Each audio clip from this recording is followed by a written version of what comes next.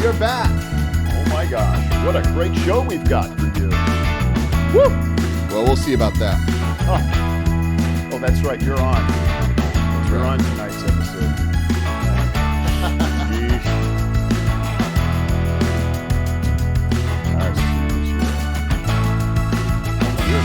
I'm here. Lee Rademacher. Aho is here. What's up, everybody? All right. Man, good to be back. Yeah. Good to be back. Good to see you, Lee. Steve, are you having problems? Just Yeah. wanted to check in and see if you're having probs or if you're doing all right. Well, I see 3 people, but I know that there's 5 here, so what do you see? Well, I'm going to go ahead and share this. In I fact, if shared you're joining already. us right now, Yep, help there's us 6. help us get this off the ground. Say hi if you're here so I can see your names. There we Woo. go. That's what I want to see. Oh my goodness.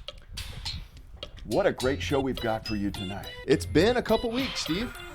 We've been working on this one for 2 weeks. That's right. Mm-hmm. All right. Are you having how's Droid World right now? You doing all right? It's okay. I shared, and you notice that my volume wasn't turned up. So the droid that I have was on a safety of sorts. No, it's because took a little extra care. You know what? I think audio's coming to Droid soon. So you guys will get audio, which I got to tell you, man. I mean, silent films are cool, but like a Charlie Chaplin with audio, man, you're going to love it. You're going to love it. Sheila's here. All right. Lee Rademacher said, peach fuzz on Ryan's face. It's called lots of projects at the shop. Gosh. in the woods. That's like one night. He didn't shave last night. That is kind of fun. I'm looking a bit like I came off the dorks. He came off the docks. All right. I'm a little scared of that guy. Yeah, you should be. Hey, if you're joining us, take a moment, share this video. You know, it's always helpful to us to help get the word out, let people know that we are... Is that left over from Halloween? live. Gina Meter is here.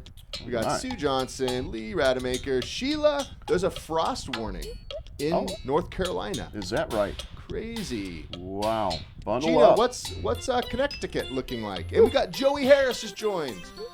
Hey, Joey. Awesome. All right.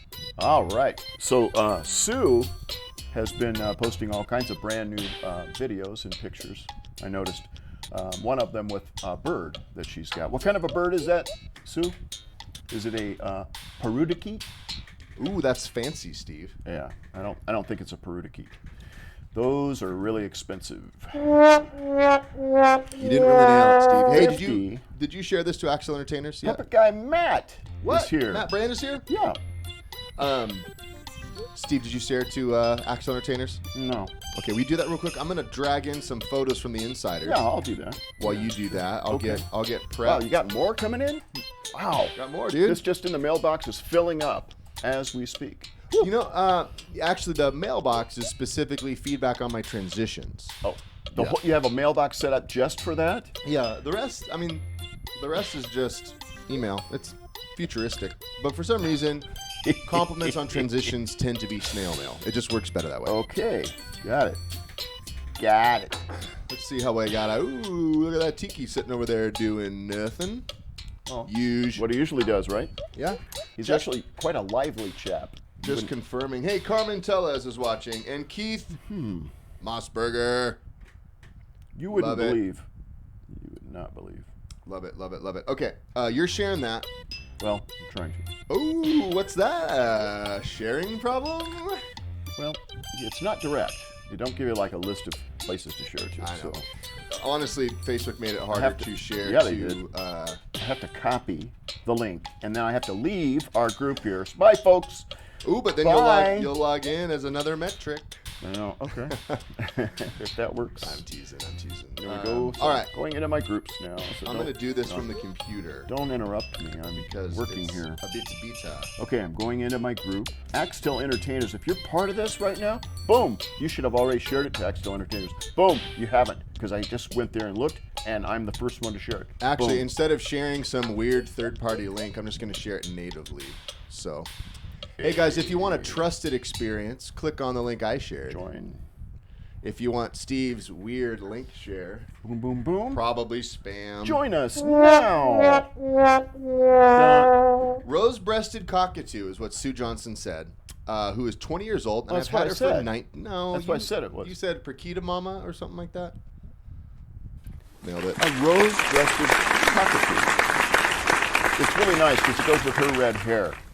That is true. Yep. That is true. Okay, that was Steve, a red herring. Give me. I've been milking that side shot for a while. Oh, you have? Yeah, I didn't notice because I'm busy working. Typical. Takes a lot of brain power to share things on a droid. just Such a saying. millennial. Everything's easy for you. You know how you can tell a millennial? They're wearing a beanie when it's like 80 degrees in the house. Well, you should Pretty go warm. where Sheila is because it's 50 degrees. I know, right? All right, let's get some of these photos. We got a lot of stuff from the insiders. We got a lot of updates this week. It's been a lot of fun, a lot of cool projects to update you on as well. But I'm going to get these photos loaded in. How about that? That would be great. Wouldn't that be? Yeah. This is that golden content that Okay, everyone folks. loves on the new hump day. Here we go.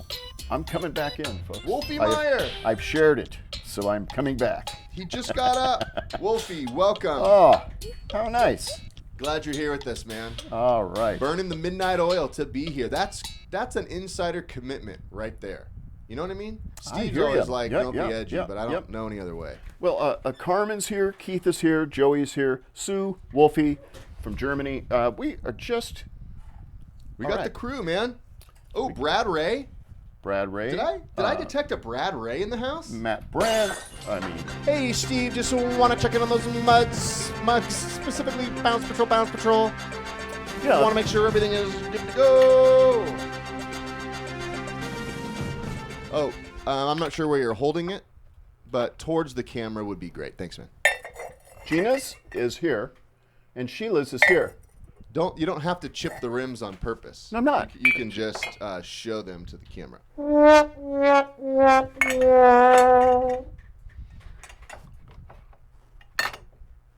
Yeah, Brad, I don't know who these Axtell people are, except I know that Karina Bengtsson from Sweden is one of them because Steve Petra sent us a cup. she's here. I love it. Do you know another person is sending a cup to us this week? What? And I'll have it Saturday. You know what it is? No, I actually don't. It's from Randy G's. Ice cream shop? Yep, ice cream shop. Oh! And we have a really cool video from Randy's ice cream shop, don't we? In the Insiders. I think I just loaded it. It's very So, cool. We will know soon. Yeah, you're going to see what a tiki sounds like. That'll be good for you to know what a tiki sounds like. Yeah, I believe I got it here. I'll get this stuff locked and loaded in just a second. Hey, give me a little recap. So we're going to see about it, obviously, in the works. Yeah. But it's been a couple weeks since we've been live with our crew here. So, hey, again, thank you, everyone who's watching. We always appreciate all of you who jump in and join us, like William, John who just Kersey joined from is Pennsylvania. Here. Jeffrey Shue. That's Chev is here. right.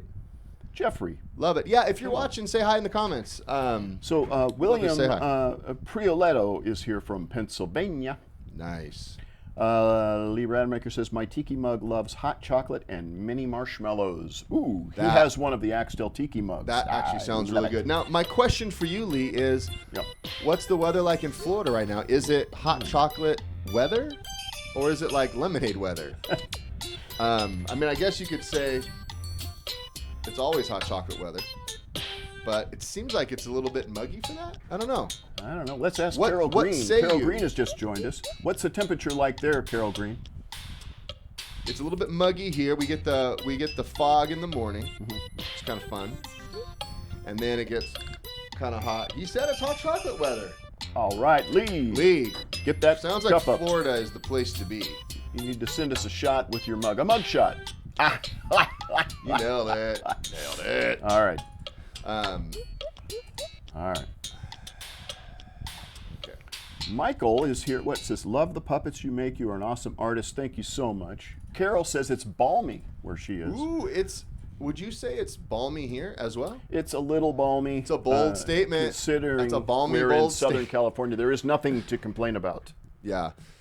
Except that we're in Southern California. Yeah, we have nothing. We have nothing to complain about.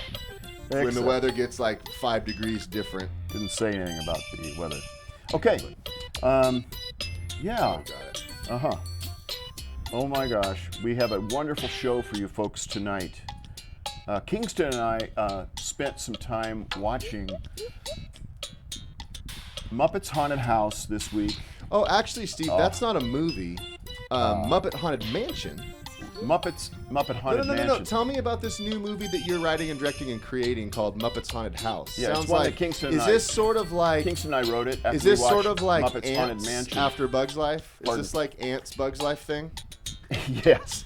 We're gonna knock off Kurt Thatcher. Got it. Okay. And Puppets Haunted House is There it going to is. knock off Muppets Haunted Mansion.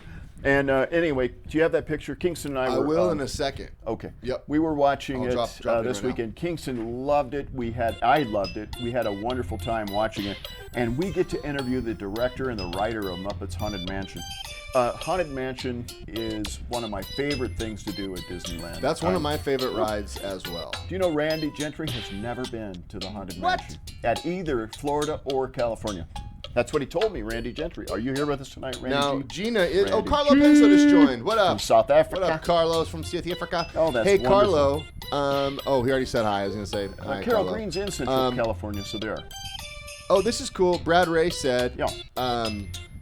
Isaac used Bongo, the gorilla, this weekend at a fall fest I was performing magic at, and the kids and adults loved the rascal Bongo that kept messing my magic trick up. Of course. Hey, that is a great tip, Brad. There's a lot of magicians who use puppets and may not be ventriloquists per se, and That's not right. to say that Isaac isn't, but using a puppet as a way to be not an advocate. What's the like an adversary in an act, to be causing problems or to be creating an adversary or creating chaos, and that's a great way to add a puppet into a magic Oh, game and yeah. take tricks that you're already Create doing drama. and elevate it, Conflict. yeah. Antagonist. There you conflict, go. antagonist. Yeah. Just- All right, here's a picture of Kingston, my son, and Grandpa Steve. They were hanging out watching Puppet Haunted House.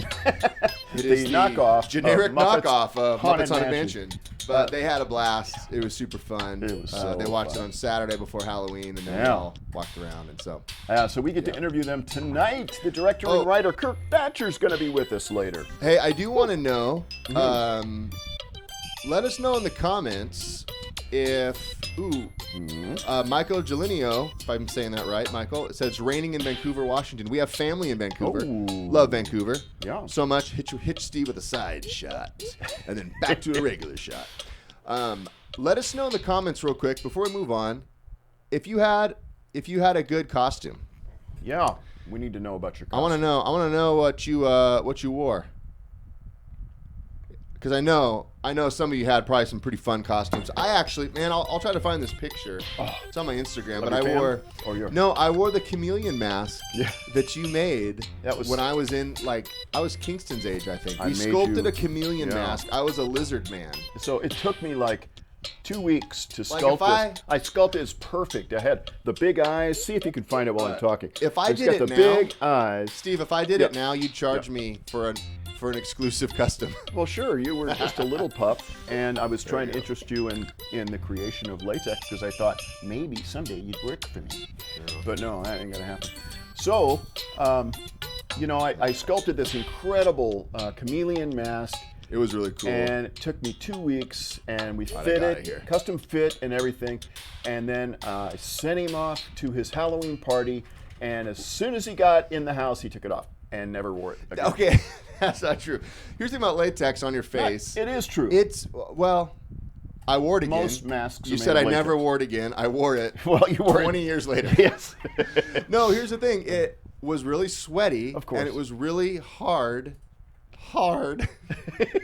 He's now going through puberty. Right. So I'm catching up, guys. Catching up. Nailed it. No, it was really hard to see out of. And of course, Steve was like, "I take offense. You hate the creation." you I'm said like, I want "No." one eye looking this way and like a chameleon, one eye looking backwards. So of course it's going to be hard to look through. All right, I found the photo. Let me load Align it in. your eyes, my Let me friend. load it in. Align Then we'll your look at eyes. some. All right. Is this the old photo when you were 10, or is this the new photo? No, when this you is were me from a couple nights ago. 39. Whoa, excuse me. 37 years young. All right. Young. You're already using young. Let's see here. That's funny.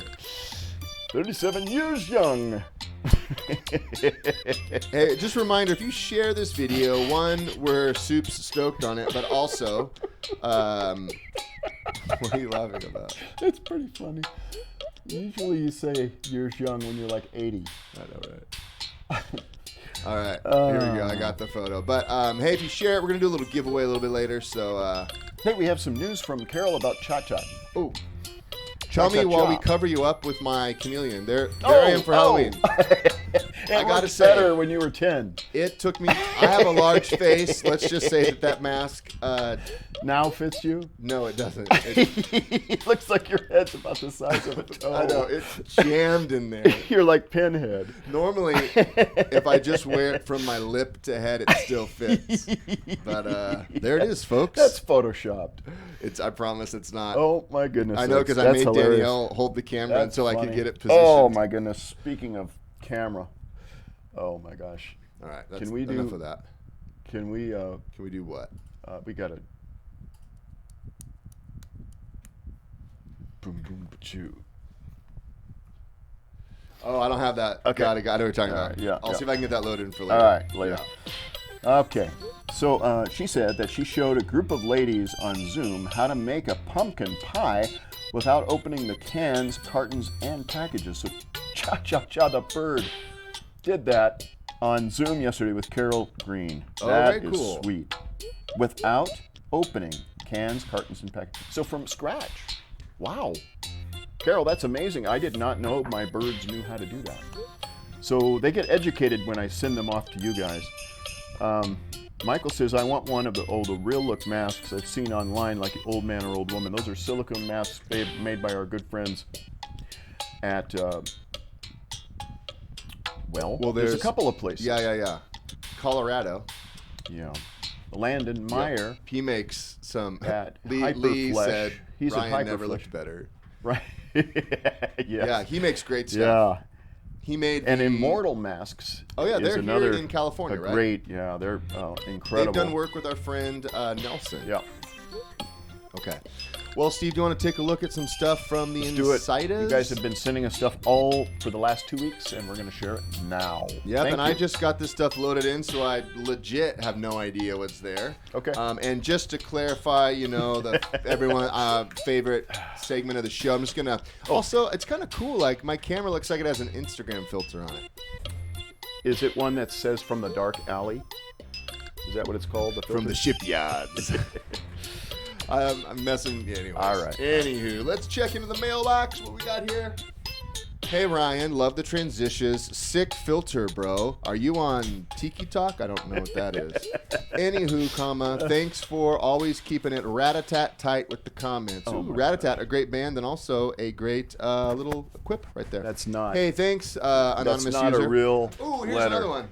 These are not real letters. Amanda Stump's here, and David Farmer's here. This. Oh, this one. Hey, this is Randy G from Randy G's Ice Cream Shop. Ryan, the only thing better than my handmade ice cream are your homespun transitions. Oh. Hey, thanks, Randy G. Shout out to you. Here's another one. Randy G is going to finish the top, and it's going to go right here to Squirrely Joe.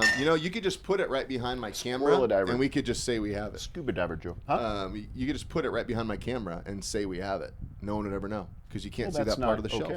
Yeah, over here? Yeah. Put it over here? Yeah. All right, last but not least, this is from original Imagineer Bob Gurr. I think of myself as creative, but all of my inventions pale in comparison to how you seamlessly transition from one photo to another, always making great dad puns out of names and or locations. All right, well, let's see how well you do that. Droid problems. That means a lot, Bob Gurr, as the original Imagineer. Okay, let's go. Okay. Go ahead. Let's hit it. You're always like, oh, my favorite European this is the first entertainer. One, He's transitioning right now. Here we go. Is Peter Skarsgard. Oh, I love Peter Skarsgard. I'm like, no, I like Peter Norgard. Nailed good. It because... Look at that. Peter is... And what country is he from? He's from Norway. The Netherlands. Neither. Denmark. There it is. So and third time's the charm. He is the big top... the guy in the middle, the ringmaster, the dude. He is, yeah. He does A lot of circus work over there. Here's another photo of him with our drawing board. Always looking good. Dude, the other day... Yes. The other day, I was like, how am I going to measure the height of this tall building? Another transition here, folks. I have to let you know. And that's you're what's like, coming. hey, Ryan, why don't you use that tall wall? And I was like, what? Tall wall? Why would I use a tall wall to measure height when I could just use Tall Paul? That's right. Paul Cockrell, Tall Paul. Oh, my goodness. He got his seal today, and he gave us the seal of approval. That's Not a flapping... Not your transition. He's talking about the puppet. Got the seal of approval. But hey, Tall Paul, I'd rather use you to measure height than a tall wall. I love it. I love that puppet. Look at him. Look at him go. He just had a ton of puppets stolen too. So he's starting to to build back his puppets stash, so he can perform again. You know the bummer, Steve, other than that being a huge bummer, it's a real bummer when, man, pumpkins rot. My jack-o'-lantern It's another transition. was totes rotten this morning. Had to throw it in the trash. You know what won't rot? One drawn on erasable Lexan on our magic drawing board. Whoa, a pumpkin. Now it will rot if you wipe away the erasable Expo marker or use rubbing alcohol, which is the solvent. But you know what? If you leave it, you will keep that fall spirit all year round. A little tip out there. A little tip. You know our friend who makes masks out in Colorado? He's really big into TikTok. You know who he follows? Rocky Mountain Puppets, Megan Casey, also in Colorado. Oh, look, she's celebrating 2 million views. That's crazy. 2 million followers, that is, on TikTok. TikTok, 300 billion views. So if you don't follow... 2 million followers on TikTok. If you don't follow Megan Casey on TikTok, you can follow her on Instagram as well. Speaking of young people just crushing it, we have Nicholas Bushi, another guy you should be following on Instagram. Oh, He's always putting out good content with Chris right there. Yeah, that's good stuff. I love it. Hey, is there a doctor in the house? Maybe one that was born in the 1800s. Oh, good, because we got Dr. Geriatrics and Carol Pagels. Look at that guy. He has to be like the first doctor ever born. That's really great. I know. It's our storyteller puppet. That's right. Wow, that's pretty cool. Yeah, love that guy. And no, Steve, the other day we were talking about Gems of Joyzy. He was originally made in 1982, right? So he literally was born in the 1800s. Very cool, man. Good to know. Hey, speaking of, no, it's not a mobster, it's a Gem of Joyzy. That's right, puppet guy Matt. Whoa! Hey, the Gem of Joyzy. Yeah, it looks just like you. He just in your circle. I love this. He's got his kiddo puppet. Matt's got quite the collection, like many of you. Matt is not only an insider, but he is a power user. That's right. Which means he has many more than 10 puppets from us. Yeah, he sent us a long, opening video. We can't show all the opening videos on the show, but we do show clips from them, or at least images from them. And Matt is just incredible. And we love it, Matt. Thank you so much for sharing that. You know who else loves puppets? We've already established you can use him as a unit of measurement, but Tall Paul also loves these guys. He's got his seal and his bear. There's his seal in action, which is pretty cool. He can barely perform with that seal. Barely. It's the bare necessities. Simple bare necessities. Steve, quit monkeying around. Oh, wait, they're apes. Oh. Look at that. Tom's got 3 orangutans. And a gorilla. Orangutans is what you really should call them, but I call them tangs. Right, because you're kind of new to the industry. Nope. Oh my gosh, look who it is. You call them monkeys. So. You call it Ryanimations. I call it Ryanmations because that is the proper pronunciation of his dynasty. Yes, you always have done it right. But here he is. Check it out. He's got his crow. Oh, look at that. Love that guy. Look at that. That's the crow. You're going out for Halloween, I betcha. I betcha. Well, if you were a betting man, you'd probably take a bet that this was a horse, and then I'd have to win that bet because it's actually a unicorn. Whoa! All the way from Romania. If you haven't seen Anna Music Official, you can follow her on all the socials, but she's been blowing up. She won Romania's Got Talent. That's right. And here she's seen using not what Steve thinks is a horse, but what is more accurately known as a unicorn. Can you say Anna's last name, right? Moving on, let's see what else we got here. What I can say is Yoli Pacheco nailed it because it's right here, but here's Yoli also nailing it. She performs so much. She does so much work with nonprofits and church groups and bringing a lot of joy to the world. She travels quite a bit, but also to the deserts of the greater Phoenix area. Oh yeah, which is pretty cool. She's been another power user, I believe, and she's just been crushing it for a long time. You know who's also crushing it over there on Long Island? It's Steve Pietra, which is exactly how he talks. Meet the newest addition to the show, Dennis the Using Trump. our mic mouth to make anything talk. And if you're in the UK, you might call it a McMouth. Speaking of McMouth, no, that's not a big mouth. That is a jackalope who, yes, does have a big mouth, but also has Mark Berryman. Look at that. Bow time. That Look guy at that. He put the little chimes or jingle bells around the. It's like Rudolph the Red-Nosed Jackalope. Hey, we got C.A. Falcone in the Canary Islands. We celebrated Halloween and another festival, and check it out. What's it He's called? got the Beast right Las there. Fina. He's got the Beast. Love the Beast. Las Fina Seymour. Has posable eyebrows. It's called Las Fina Seymour. And all the way from Guadalajara, check it out, Los Valentinos. He's got the rat in a, should I say, crushing it, stylish jacket. I love it. Guadalajara. Hey, way to go. Look at that. Way to go, Los Valentinos. I know, right? That's like pick it up and with the nuclear codes and you can launch it. Speaking of launch, is that NASA? Spacey Casey's, that's right, on TikTok. Another Megan Casey doing a NASA video with her Dinostar. Look at that. In a NASA suit. Just so cool. They say it's the first. It's vertical the video. first. Got to get the glasses on. Okay. It's the first dinosaur to go to space. That is. It is the first. Interesting. Pretty cool. Speaking of pretty cool, guy on the left is looking pretty cool. We got Justin Halifka here, and he's got a toucan and a pretty cool crew. Looks like he was doing some Halloween shenanigans, short for pretty awesome. shenanigans. So here's another photo of him. Look, he's in a bubble. They're doing like bubble shows. Look at that. And he's in a. You know, we have a bubble expert that's going to come up in the variety coach. That is coming up. Hey, check this out.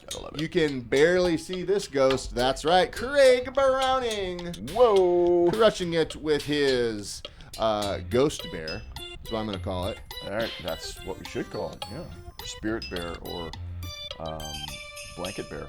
There we go. And Steve, you're a big Diplo fan. You're a big Deadmau5 fan. You're a big DJ guy, right? Yeah, big time. Yeah. Have you heard of this guy? Yeah. From Manfred Ross Cogler? Absolutely. You know who that is? Audio Ape?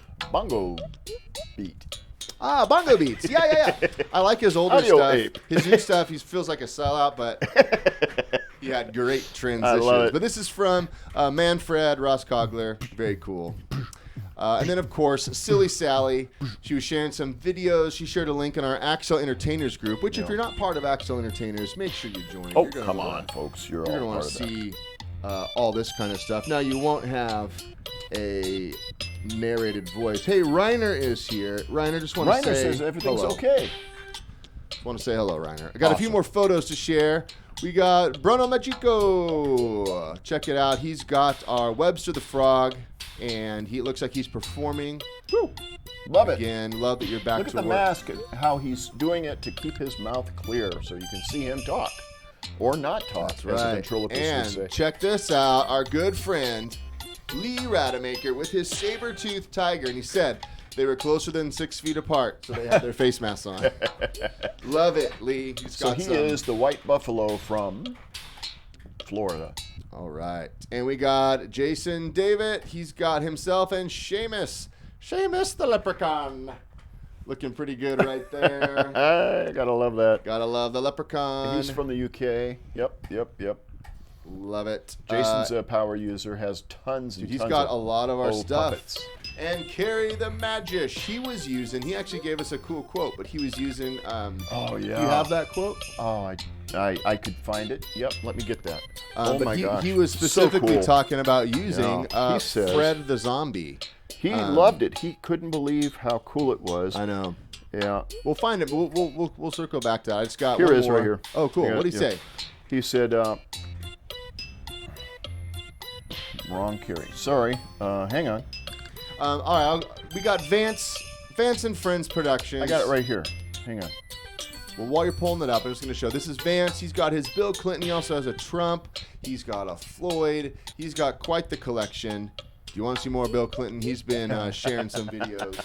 So That's great stuff. did you find that quote? Yeah, All go right, back. Let me pop this up. All right. Carrie the Magic. So Carrie said, I just want to extend a special thanks to you for creating Fred. That is, the walking Fred, right? I only performed with him on Halloween. This year, he closed the show at the Hollywood party and earned me the largest tip I have ever received.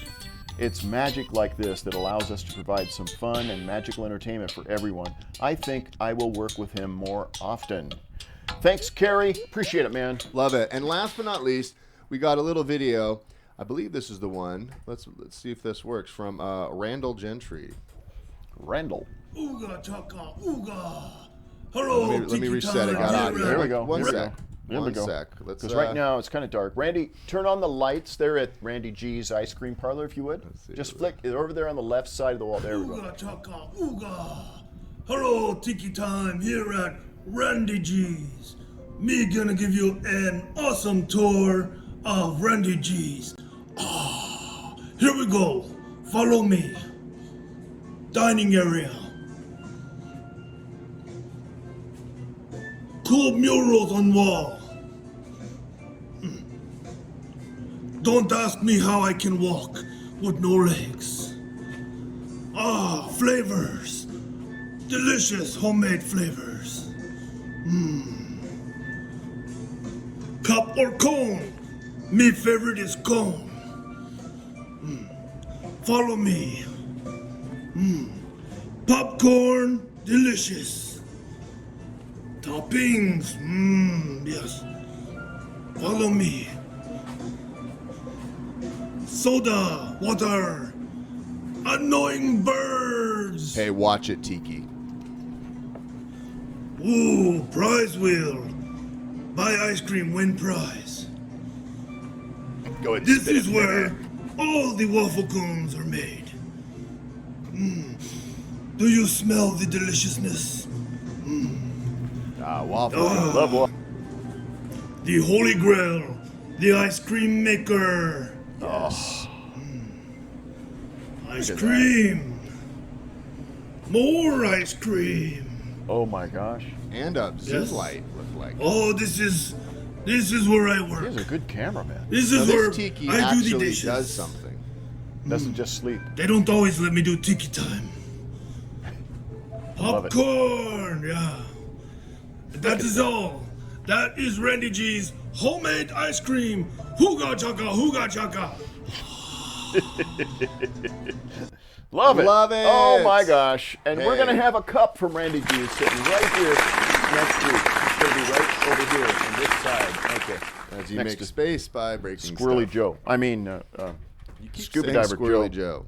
Well, Squirrely Joe should be sending me a cup. Love it. He's going on. That Tiki really does talk a lot, doesn't he? He does. I like He that. does. Randy G, that was an amazing video. Thank you for showing us around your ice cream parlor. And This is, Carmen, this you're is new. asking the little crypt keeper in a basket. He's called the Walking Fred. He's our zombie character, Walking and he Fred. is a play on the zombie trick, the floating zombie trick. Oh my gosh, it's You so can cool. perform the trick Yeah. with a zombie. So we call him the Walking Fred. If you go over to the website, you can find Let's it. go to Axtell.com and search for zombie. Yep. All right, fun stuff. So, I mean, I give myself an A+. Yeah, On annoying transitions. birds. Silly Tiki, Carmen says. Yes, indeed. She's got it. Got it. You know exactly what we're doing. We are creating annoying birds and awesome tikis. That's our 2 pillars. The 2 pillars that Axtell's founded on. Actually. All right, Steve. Want to check into the shop? We've had a lot going on. Oh my goodness, this is great. I think we got some good. Footage of it. Yeah. So I'm gonna pop This is over. what we're doing all week for the last couple of weeks when you've been gone from us. This is what we do Monday That's through right. Friday. All right, let's. And me, Monday through Sunday. Yeah, right. You're always working, man. Let's see what's going on here. In the Wikes. All right. Ooh, I see a King Aerobic. Look at these beautiful. This is our team. Ooh, We're look at putting that! together Look at that trike. beautiful trike. David Strassman's Triceratops. We have the King of Rock. Ooh, look a at that. blinking-eyed, shaggy dog. Shaggy. He's got his eyes closed right now. So yeah. His eyes are open. Actually, he just doesn't have irises Look yet. at that. And there's Ooh, a cat alley with cat. green eyes. His eyes are in. Here's We got Sandra painting the toucan. And speaking of annoying birds, we got the Macaw And Verna.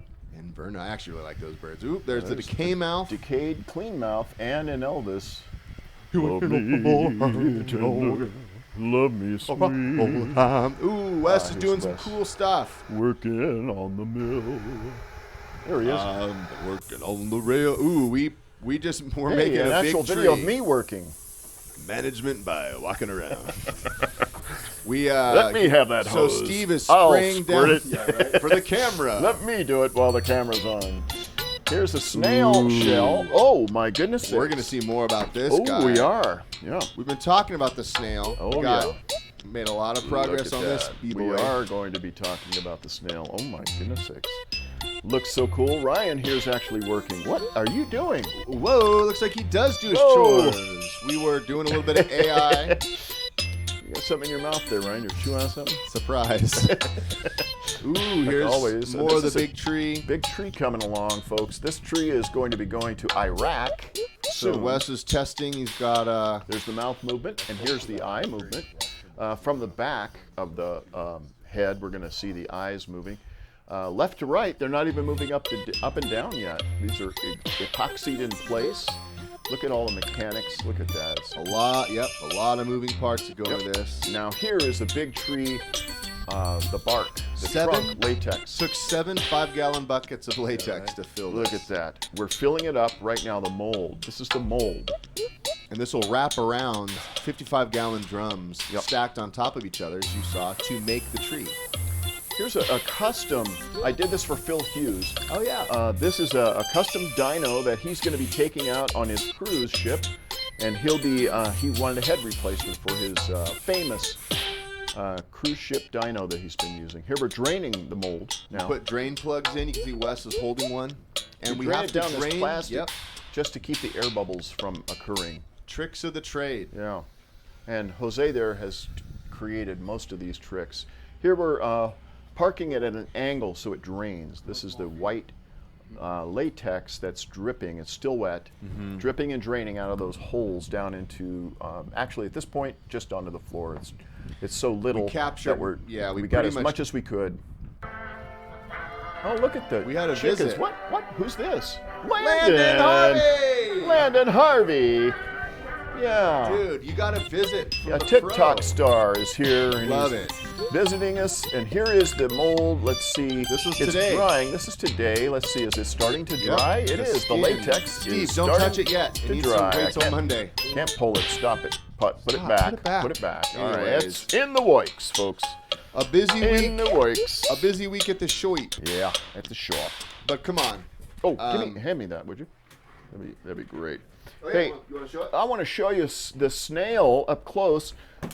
We've had several people interested in this. Now this is the shell.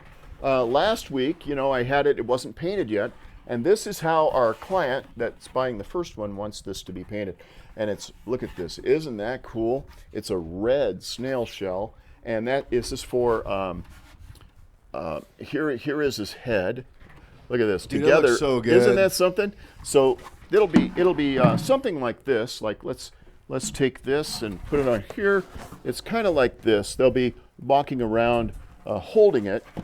They'll be actually holding the body, and the body is made with the fabric that looks like the head, the same color as the head. Yeah. This is called a bump I love that. Minky? It's similar to the alien fabric, Yeah, right? it's a minky. You can get this at Joann Fabric or where, and we've matched it to the head, and so we're going to be creating the body out of this, and we'll be showing you that next time we're on. Yeah. This is coming Similar together, to man. I this, let's love just it. say And- it's going to go up into the head like this, And a couple things I want to point out real quick Yeah. Did you? is Jake Lindsay said, "What's the tallest puppet you have?" Probably the ostrich. Oh, the tree. Well, yeah, the tree. It's animatronic, but that's the biggest one we make. Isn't that cool? It's maybe 8 feet tall, 9 feet tall with the branches. Yeah. Then the ostrich, I think, is 6 feet tall, fully extended. And a couple people were asking, guys. and you have How are basically you? an interested list for people that are interested in the snail, correct? Oh, yeah. Yeah. There's a lot of So- people interested in the snail. Many of you Now- have already emailed Steve saying, "I want to be on the list because we're going to be making a small batch, That's right. a limited right. run of snails. And if you would like to be in that batch, if you are interested, you're not committed Let me yet, but get if you're this interested, turned around. email steve@axtell.com so we have your information, and we'd love to be able to follow up with you and let you know when we're ready to take orders for these guys. Yeah, so the snail girls. is, he'll be all together and it'll be really easy to operate, obviously. I love the eye. So your I'm- your fingers are I've just... got 2 of my fingers in here, so I'm operating it like this. Hey, hi, guys. I love the mouth. I just love the way it fits. Actually, it reminds me a little bit of Kurt Thatcher's The Father on the Dinosaurs. Remember that? Remember that? I do. I remember the dinosaurs. So, Yeah. dinosaurs, the father had a mouth similar to this. What was his name? Harry or something. I forget. Sorry. Oh, that's Harry Sorry, and the Kurt. Hendersons. Yeah.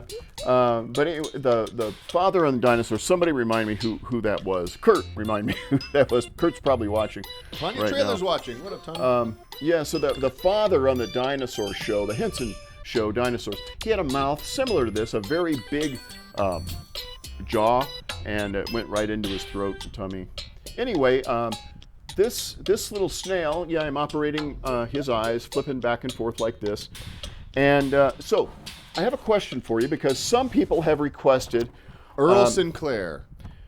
Earl, That's yeah, from that's Lawrence it. Thank Banana you. in Canada. All right, a prize goes out to Lawrence. Fantastic. Some people have said, can the snail put his head in the shell and, pull it out? Well, it's going to require a much smaller head and a much bigger shell, right? Because yeah. look, this is not easy on the head. So I Right. mean, that would scratch the paint, and there would be all kinds of probably issues with that, I would guess. So I'm And to thinking, specify, this current design didn't no. involve This the customer head did needing not to want go- this. right. By the way, this was where's my notes here? This was Nicholas, right?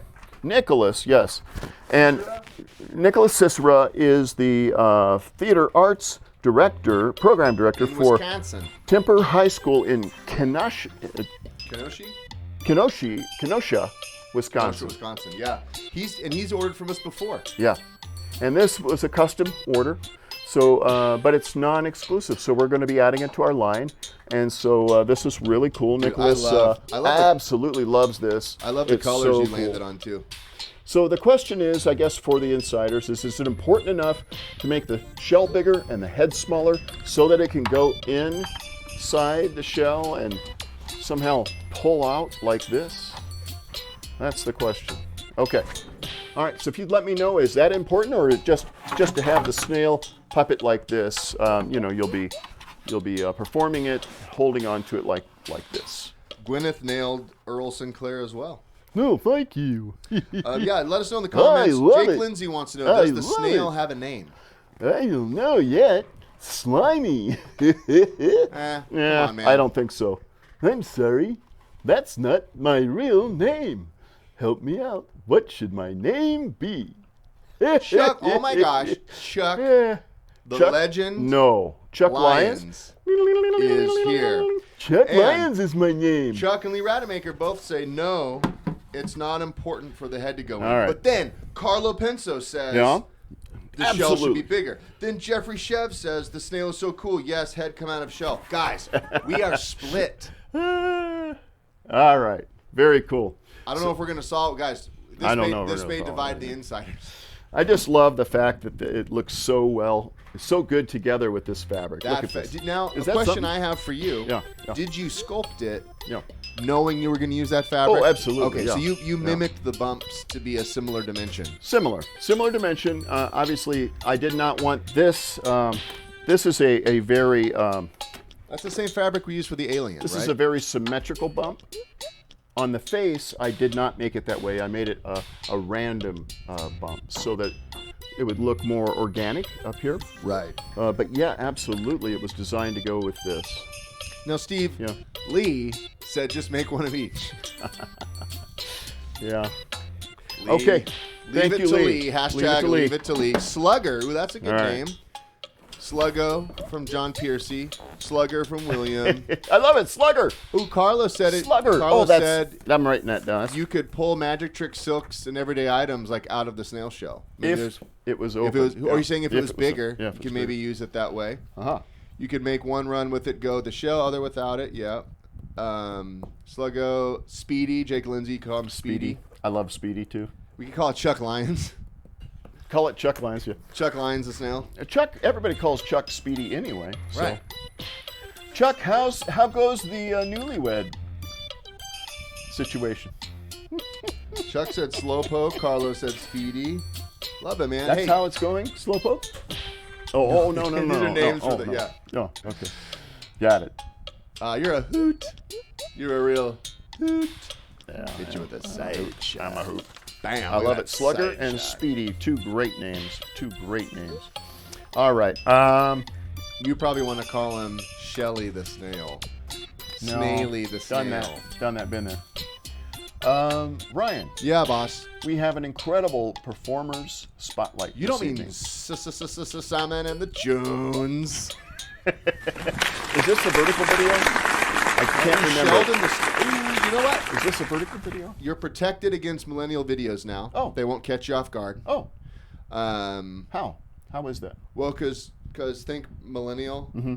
boomer. Millennial, boomer. Got it.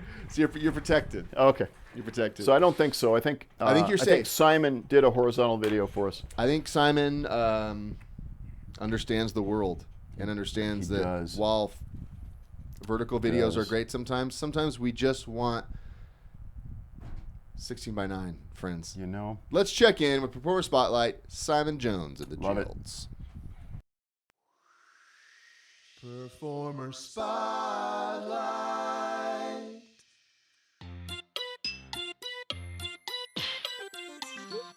Hi guys, my name is Simon Jones and hello from Aylesbury, Buckinghamshire, England. Say hello to the family. There's my wife Suzanne, my little boy Kobe, and I'm proud to say the newest addition to our family, Hudson, born on the 15th of October this year.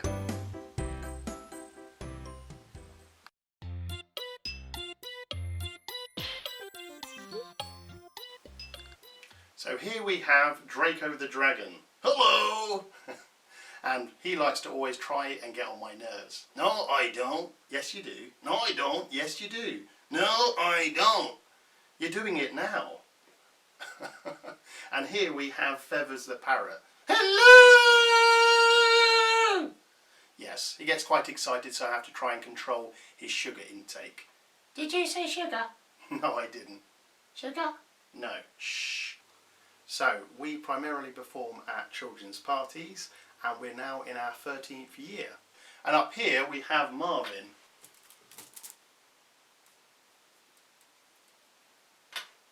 And together we are Simon Says Magic. That's right. Our style is high energy, lots of fun for the kids, but we also like to get the adults laughing along with the children. So it's a very, very family orientated show. It has a modern feel, so I try to stay away from anything that's typical children's entertainer.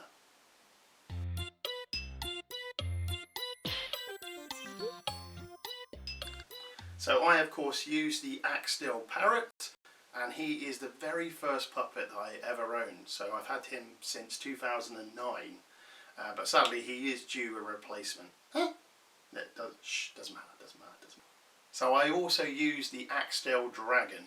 He's the fan favourite of our show, and I can't count the amount of times that parents have asked me on the phone, are you bringing the dragon along today? Exactly. Alright, pighead. They do often ask for me too. Yes, they do. Yes, they do. Anyway, it's so cool because the laughs we get, I get, the laughs we get, I get, alright, the laughs he gets, not only have the kids laughing, but also have the adults in stitches too, which is an amazing feeling.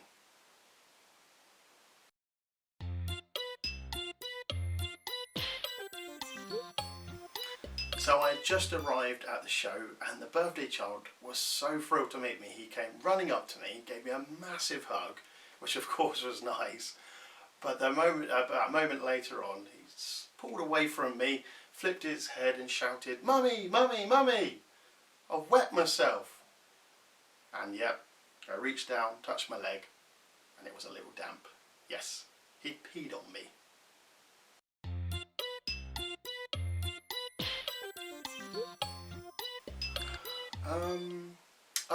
Yeah, years ago I used to perform the floating table. But the thing is, the prop is so fragile that you had to make sure you keep it away from the kids, definitely. So I always used to keep it behind the backdrop and leave it there until the break time of a 2-hour show. So that way it wasn't in front of the audience. It had the least amount of time in front of the audience so it wouldn't get damaged. So anyway, during this one party I was making balloon models during the break. I was making what seemed like hundreds of balloons that I actually forgot to construct the table because you had to take it out of the box and build it up. And I forgot to do that. So I went all the way through the second half of the show, right to the end, got to the finale, which is the floating table trick, built it up, added the drama, you know how it goes, and then I went round to the back to just pick up the table and bring it round to the front. And there it was, still sat in its box. So yes, I did mutter a few swear words under my breath and I started to assemble it. As over the microphone I was shouting, "Hey kids, do you really want to see a table fly? Hey kids, do you really want to see a table fly? Yeah! Hey kids, do you really, really, really, really, really want to see a table fly?" Yeah, you get the idea.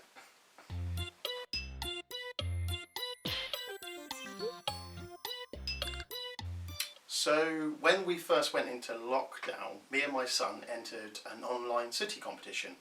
What you had to do was make a video under 1 minute starring Sooty.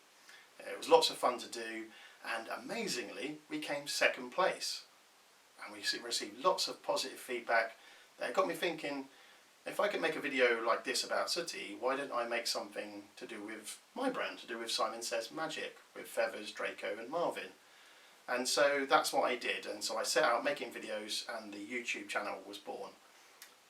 I created a mini-series called Magician in Lockdown, 10 episodes, life of an entertainer during the lockdown in a humorous way.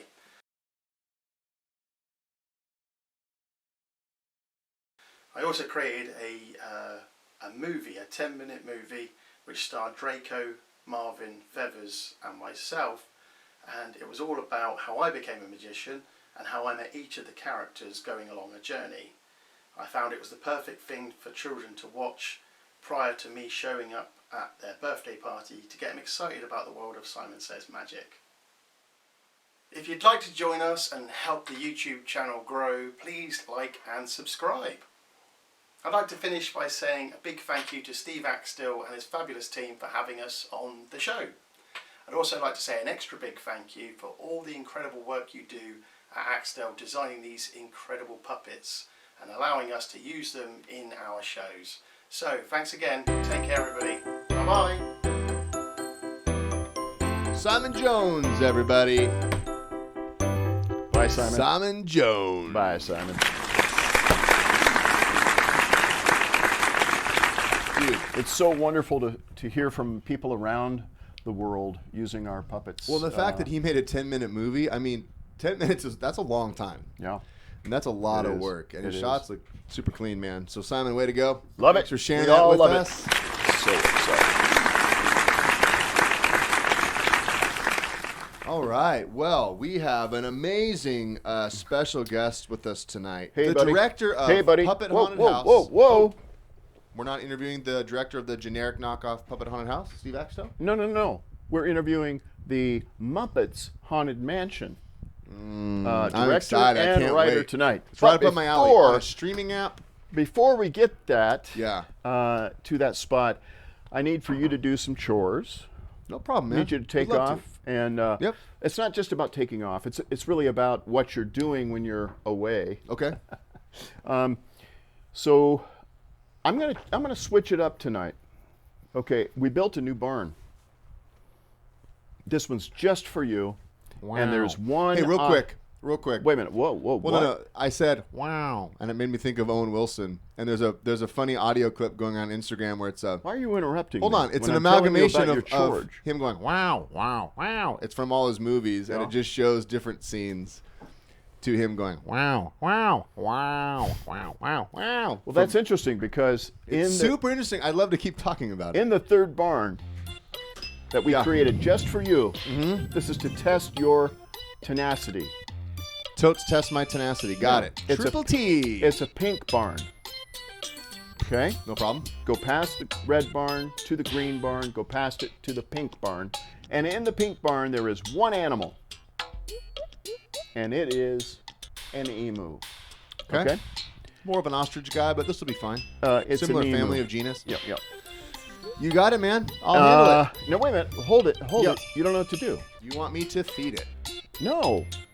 You want me to do normal things to it, like give it food or water. You will, of course, do all of that, but the main thing is to braid the emu.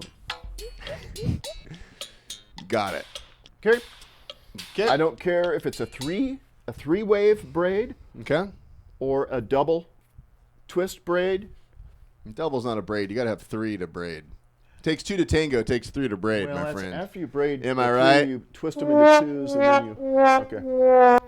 All right. So yeah. Struggling with braids. All right. You got All it, right. man. Got I'll it. handle that. The pink barn. Yep. The emu. Yep, Braid emu, the braid, emu, not and of two. course feed it and water it. Of course, also. But see you, buddy. See you, man. All right. Bye. And now it's time to Ask the Tiki. Oh, baby. I'm here. Give me fuel, give me fire, and also something that I desire, which right now would be a little bit of coffee, am I right? Coffee? Oh. I guess so. Yeah. Would you like some tiki coffee? I would love some, considering they don't give us any beverages on the Spirit Airline And flight. what brand of tiki coffee? Well, would you all like? you really have to do is pay for a drink voucher. It's like $3 to get a complimentary cup of coffee on the flight. And they always say, sorry, your company card declined. No. That's not true. Oh, but when it comes to tiki coffee, Blue Voodoo Coffee Co. out of Gilbert, Arizona. Is that- Check them out. Blue Voodoo. Blue Voodoo Coffee Co. It's a tiki-inspired coffee shop. Well, you act like you're the spokesperson for Blue Voodoo. Well, I can't necessarily say that. Let's just say we may have similar interests, and to keep your eye on Blue Voodoo Coffee Company. Huh. Okay, we will. Hey, I've got some questions from the insiders. Give it to me, baby. All right. Here's one from Jerry Bresh. All right. Oh, great tiki. Yes. Do you ever worry about termites or woodpeckers? You know what I say? Don't worry. Be happy. Don't worry. Be happy now.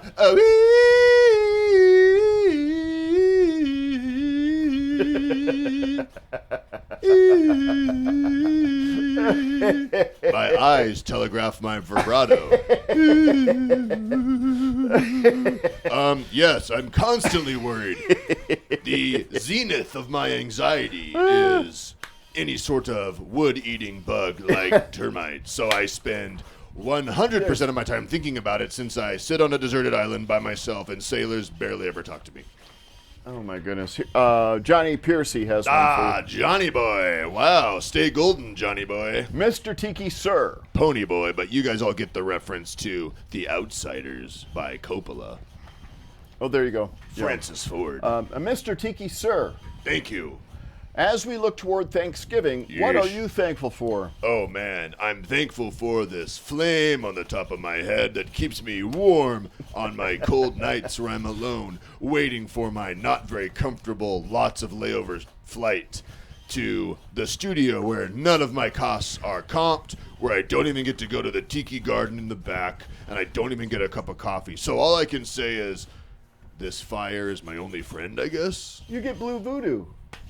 No, they shipped it to your house. You're like, oh, let me contact FedEx and see where the problem happened. Maybe we can reroute it. And I'm like, reroute it? It's route, brother. And you're like, no, man. No, man, it's route. Oh, this is such a debacle. And I'm like, all you have to do is give it to me. I'm literally right here. And then you're like, oh, I can't come any closer. Can you just reach out and grab it?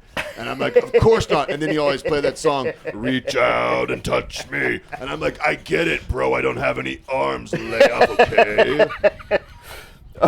Okay, Dale Freeman has one for you. All right, Dale, save us, baby. Oh, great, wise, powerful, timeless, respected, unabashed, all-seeing, rare, and wonderful. Wow, I'll take all of them. Oh, heck, I I'll forgot see what I you wanted one. to ask. Ah, ha, ha, ha. That's a good one. All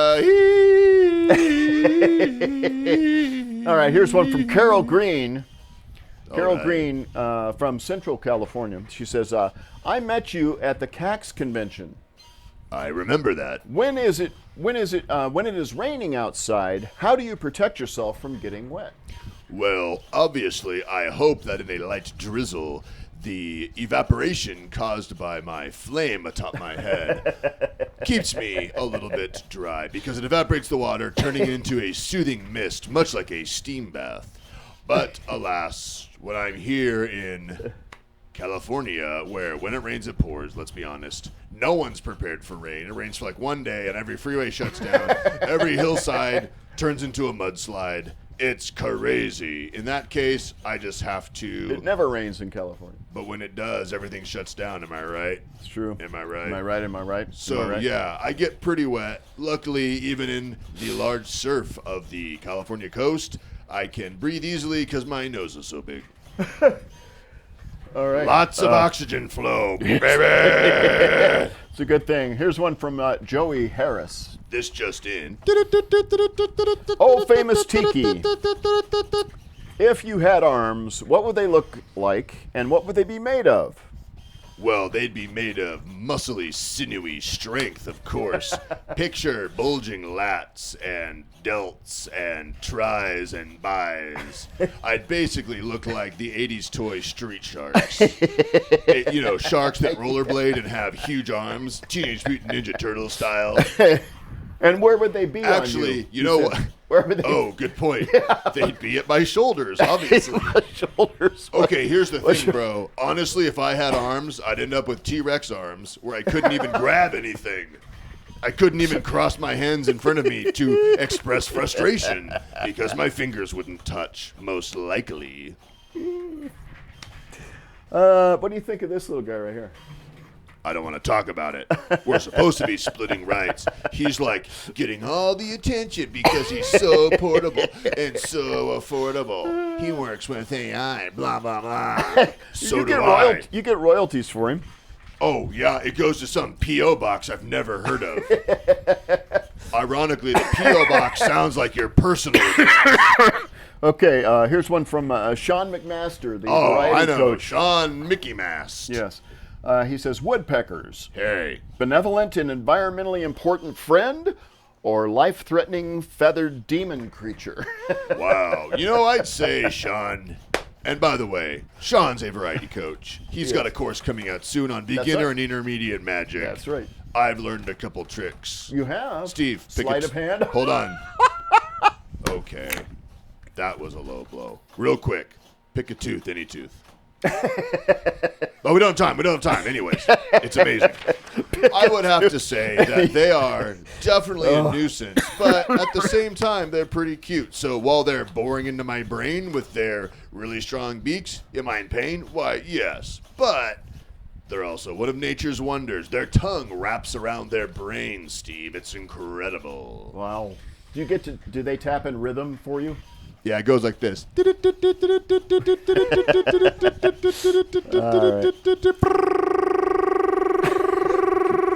Got it. That's like when I basically freeze. You pretty much frozen there. Pete Carentz has one for us. From down under New York. Okay. Hey, I'm from down under New York. All right. Pete says, "Oh, great tiki! How much wood could a woodchuck chuck if a woodchuck could chuck tiki?" Whoa. Oh. I like the modern twist on a regular question. Let me just say that I'm made out of a wood that's been hardened by the elements. Some would say softened by the elements. I like to think hardened mentally, but physically softened. That's true. Because I'm 3,000 years old and my wood is basically like a sponge now, they could pretty much eat me in 1 second. I wouldn't put up much of a resistance. Oh, you're all right. I'm so Unfortunately. sorry that you have those things to worry about. We'll help you with that. Oh, you will? Yeah, we'll get a beautician on that soon. Could We'll you get start by skin just treatments and sending such. me the Adobe verification code that you had sent to your email address instead of mine? I still can't log into my account to make my Tiki Talk videos. No, that's okay. We'll take care of those things. But you just relax in first class, and Oh, we'll get please. your skin You taken mean care of with a beautician. Cargo? It's me and a bunch of crates of masonry tools. No. And they don't strap the masonry tools down, so it's literally bags of cement No, flying into that's me. not the case at all. Okay, our last one here is from Tanya Trailer. Ooh, Tanya, give it to me. Oh, great Tiki, what do you see in my future? When I make lip movements, sometimes I open my mouth. Your lips would- don't move. It's like you've had Botox. Also, my hips don't lie, and I'm starting to feel, Okay, anywho, shout out to Shakira. I would have to say for Tanya Trailer, I see perhaps a music video release with some other talented musicians in her future. Oh. It might just be a little bit funky and a little bit spooky. Oh. So pay attention to your social feeds. So babies. Tanya Trailer might be coming out with a new song. Is that what a new release? I can't confirm or deny, you but can't. let's just say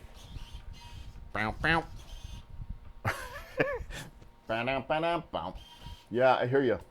Okay. No, that was a different song, This is Steve. exactly You were doing Play That Funky Music. Exactly something that you're going to want to stand by for. So Ryan, myself. no, it's not. Stand by me. Ryan, Oh, stand. speaking of by Ryan, he's me. coming. So Oh, let me say this really quick. okay, He's on go his ahead. way. Ryan is going to play bass. Scotty's going to play guitar. That's I'm better. going to play keyboard.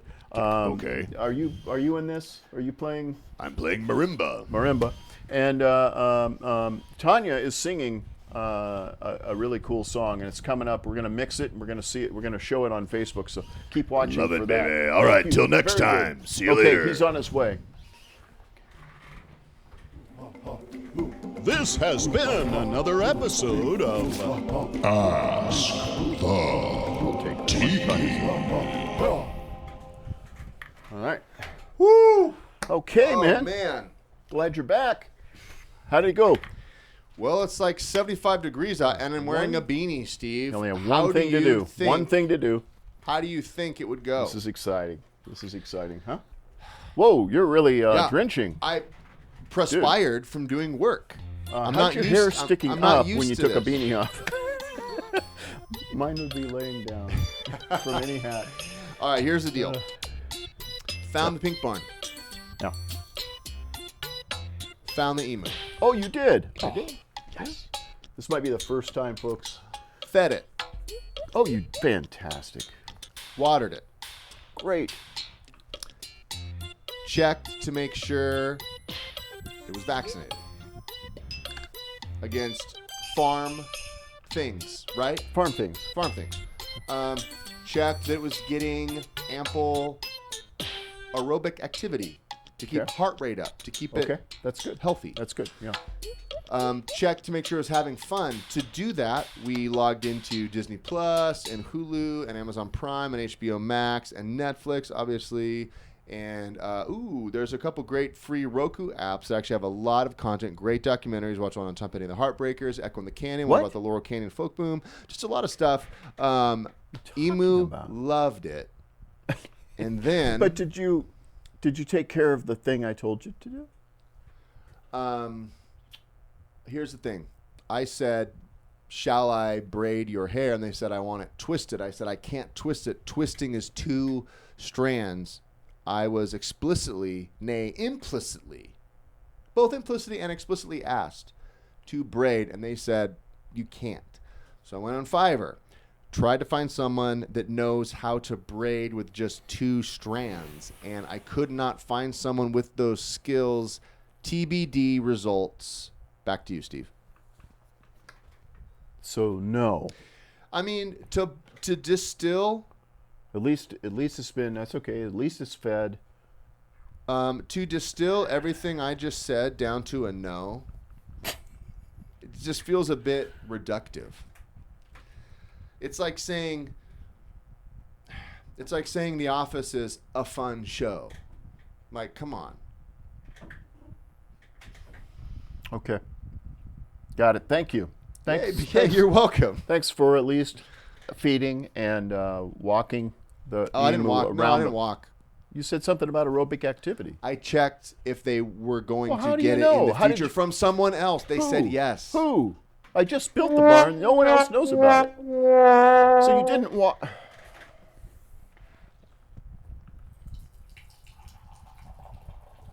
Oil can.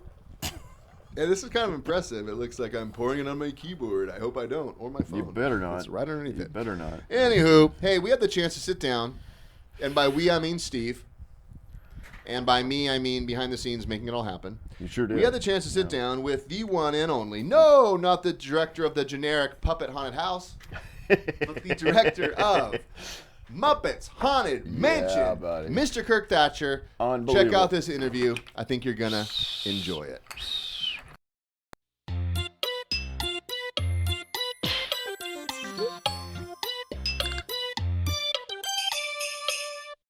Oh my gosh, Kirk Thatcher.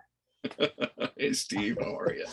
Good. Wow. Thanks. Well, congratulations, man, on the release of Muppets Haunted Mansion. Incredible.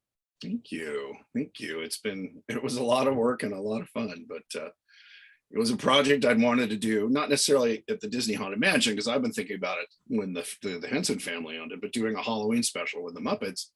I mean, partially because they had like 8 Christmas specials, and I've done 3 Christmas movies with them, 2 Christmas movies with them. Wow. And I'm like, Halloween is the second biggest holiday. It's my favorite holiday. Yeah. And I said, let's, do something. And so for years, I've even written 2 or 3 different movies and TV specials. And then when Imagineering took over the handling of the Muppets within Disney about 4 years ago, 3 or 4 years ago, they came to me after we did Muppets Now, and I said, I really was pitching again to every new division. I'd say, let's do a Halloween special, and they came back, and because they're part of Imagineering, they said, what about doing something with the Haunted Mansion? I said, that's one of the huge reasons I love Halloween.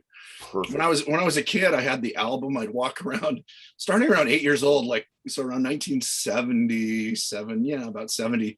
I would walk around starting October 1st humming just that theme, the music and the ride just, infected my brain along with the Tiki Room and Pirates. Incredible. So Disney was such a huge part of growing up. So Absolutely. the ability to combine the Muppets, which I love for God. comedy, and Haunted Mansion was just a dream come true. Oh, it's incredible. Now you wrote and directed, right? Yeah, co-wrote it. It was, they came to us and said, something with the Haunted Mansion. I knew the ride so well. Yeah. I said, what's great is it kind of provides a fairly linear story, but the trick was what Muppets to bring into it. And also we had budget and schedule, we couldn't have like all 30 Muppets walking through it. So we came up with this idea of, without, I guess it's not a spoiler, but Gonzo's invited to spend, he's this daredevil, and the one thing he's never done is the classic spend the night in a haunted house, Right. And it's no monetary thing. It was just for bragging rights. Then you truly are, the greatest daredevil in the world. So he's excited. He gets this invite, and Pepe, the prawn, goes along with him because he hears mansion party, and he thinks it's a big Hollywood mansion party. So that's kind of the setup. They're blowing off the Muppet Christmas party because Pepe goes, same muffins every year. I want to go to this big Hollywood party, and Gonzo just can't turn down this challenge. So it turns out that it is also the 100th anniversary of this famous magician like a Houdini we called the Great Macguffin, which is sort of an inside wink to moviegoers. It's a term used by screenwriters and filmmakers. And so they go and they have this adventure, and it fairly much follows the same path you would if you went on the ride. Everything except the graveyard we did first, because I wanted to establish a tone, and also not have you think it's going to be Muppet ghosts, because pretty much in the beginning it's all human ghosts. A lot of cameos we had in our opening song. Really fun. And I got to write the music too, or the lyrics. Cool. So the other two writers and we wrote all the lyrics, and then we worked with our composer Ed Mitchell and Steve Russell, who are amazing music team, and they've done a lot of stuff with the Muppets. So they came up with the original melodies. We kind of said what we wanted, like that opening thing. We wanted kind of spooky and kind of following the vibe of the Haunted Mansion, that kind of slow, I don't know if it's a waltz or something. Dee, dee, dee, dee, dee, dee, dee, dee. I guess that's waltzy.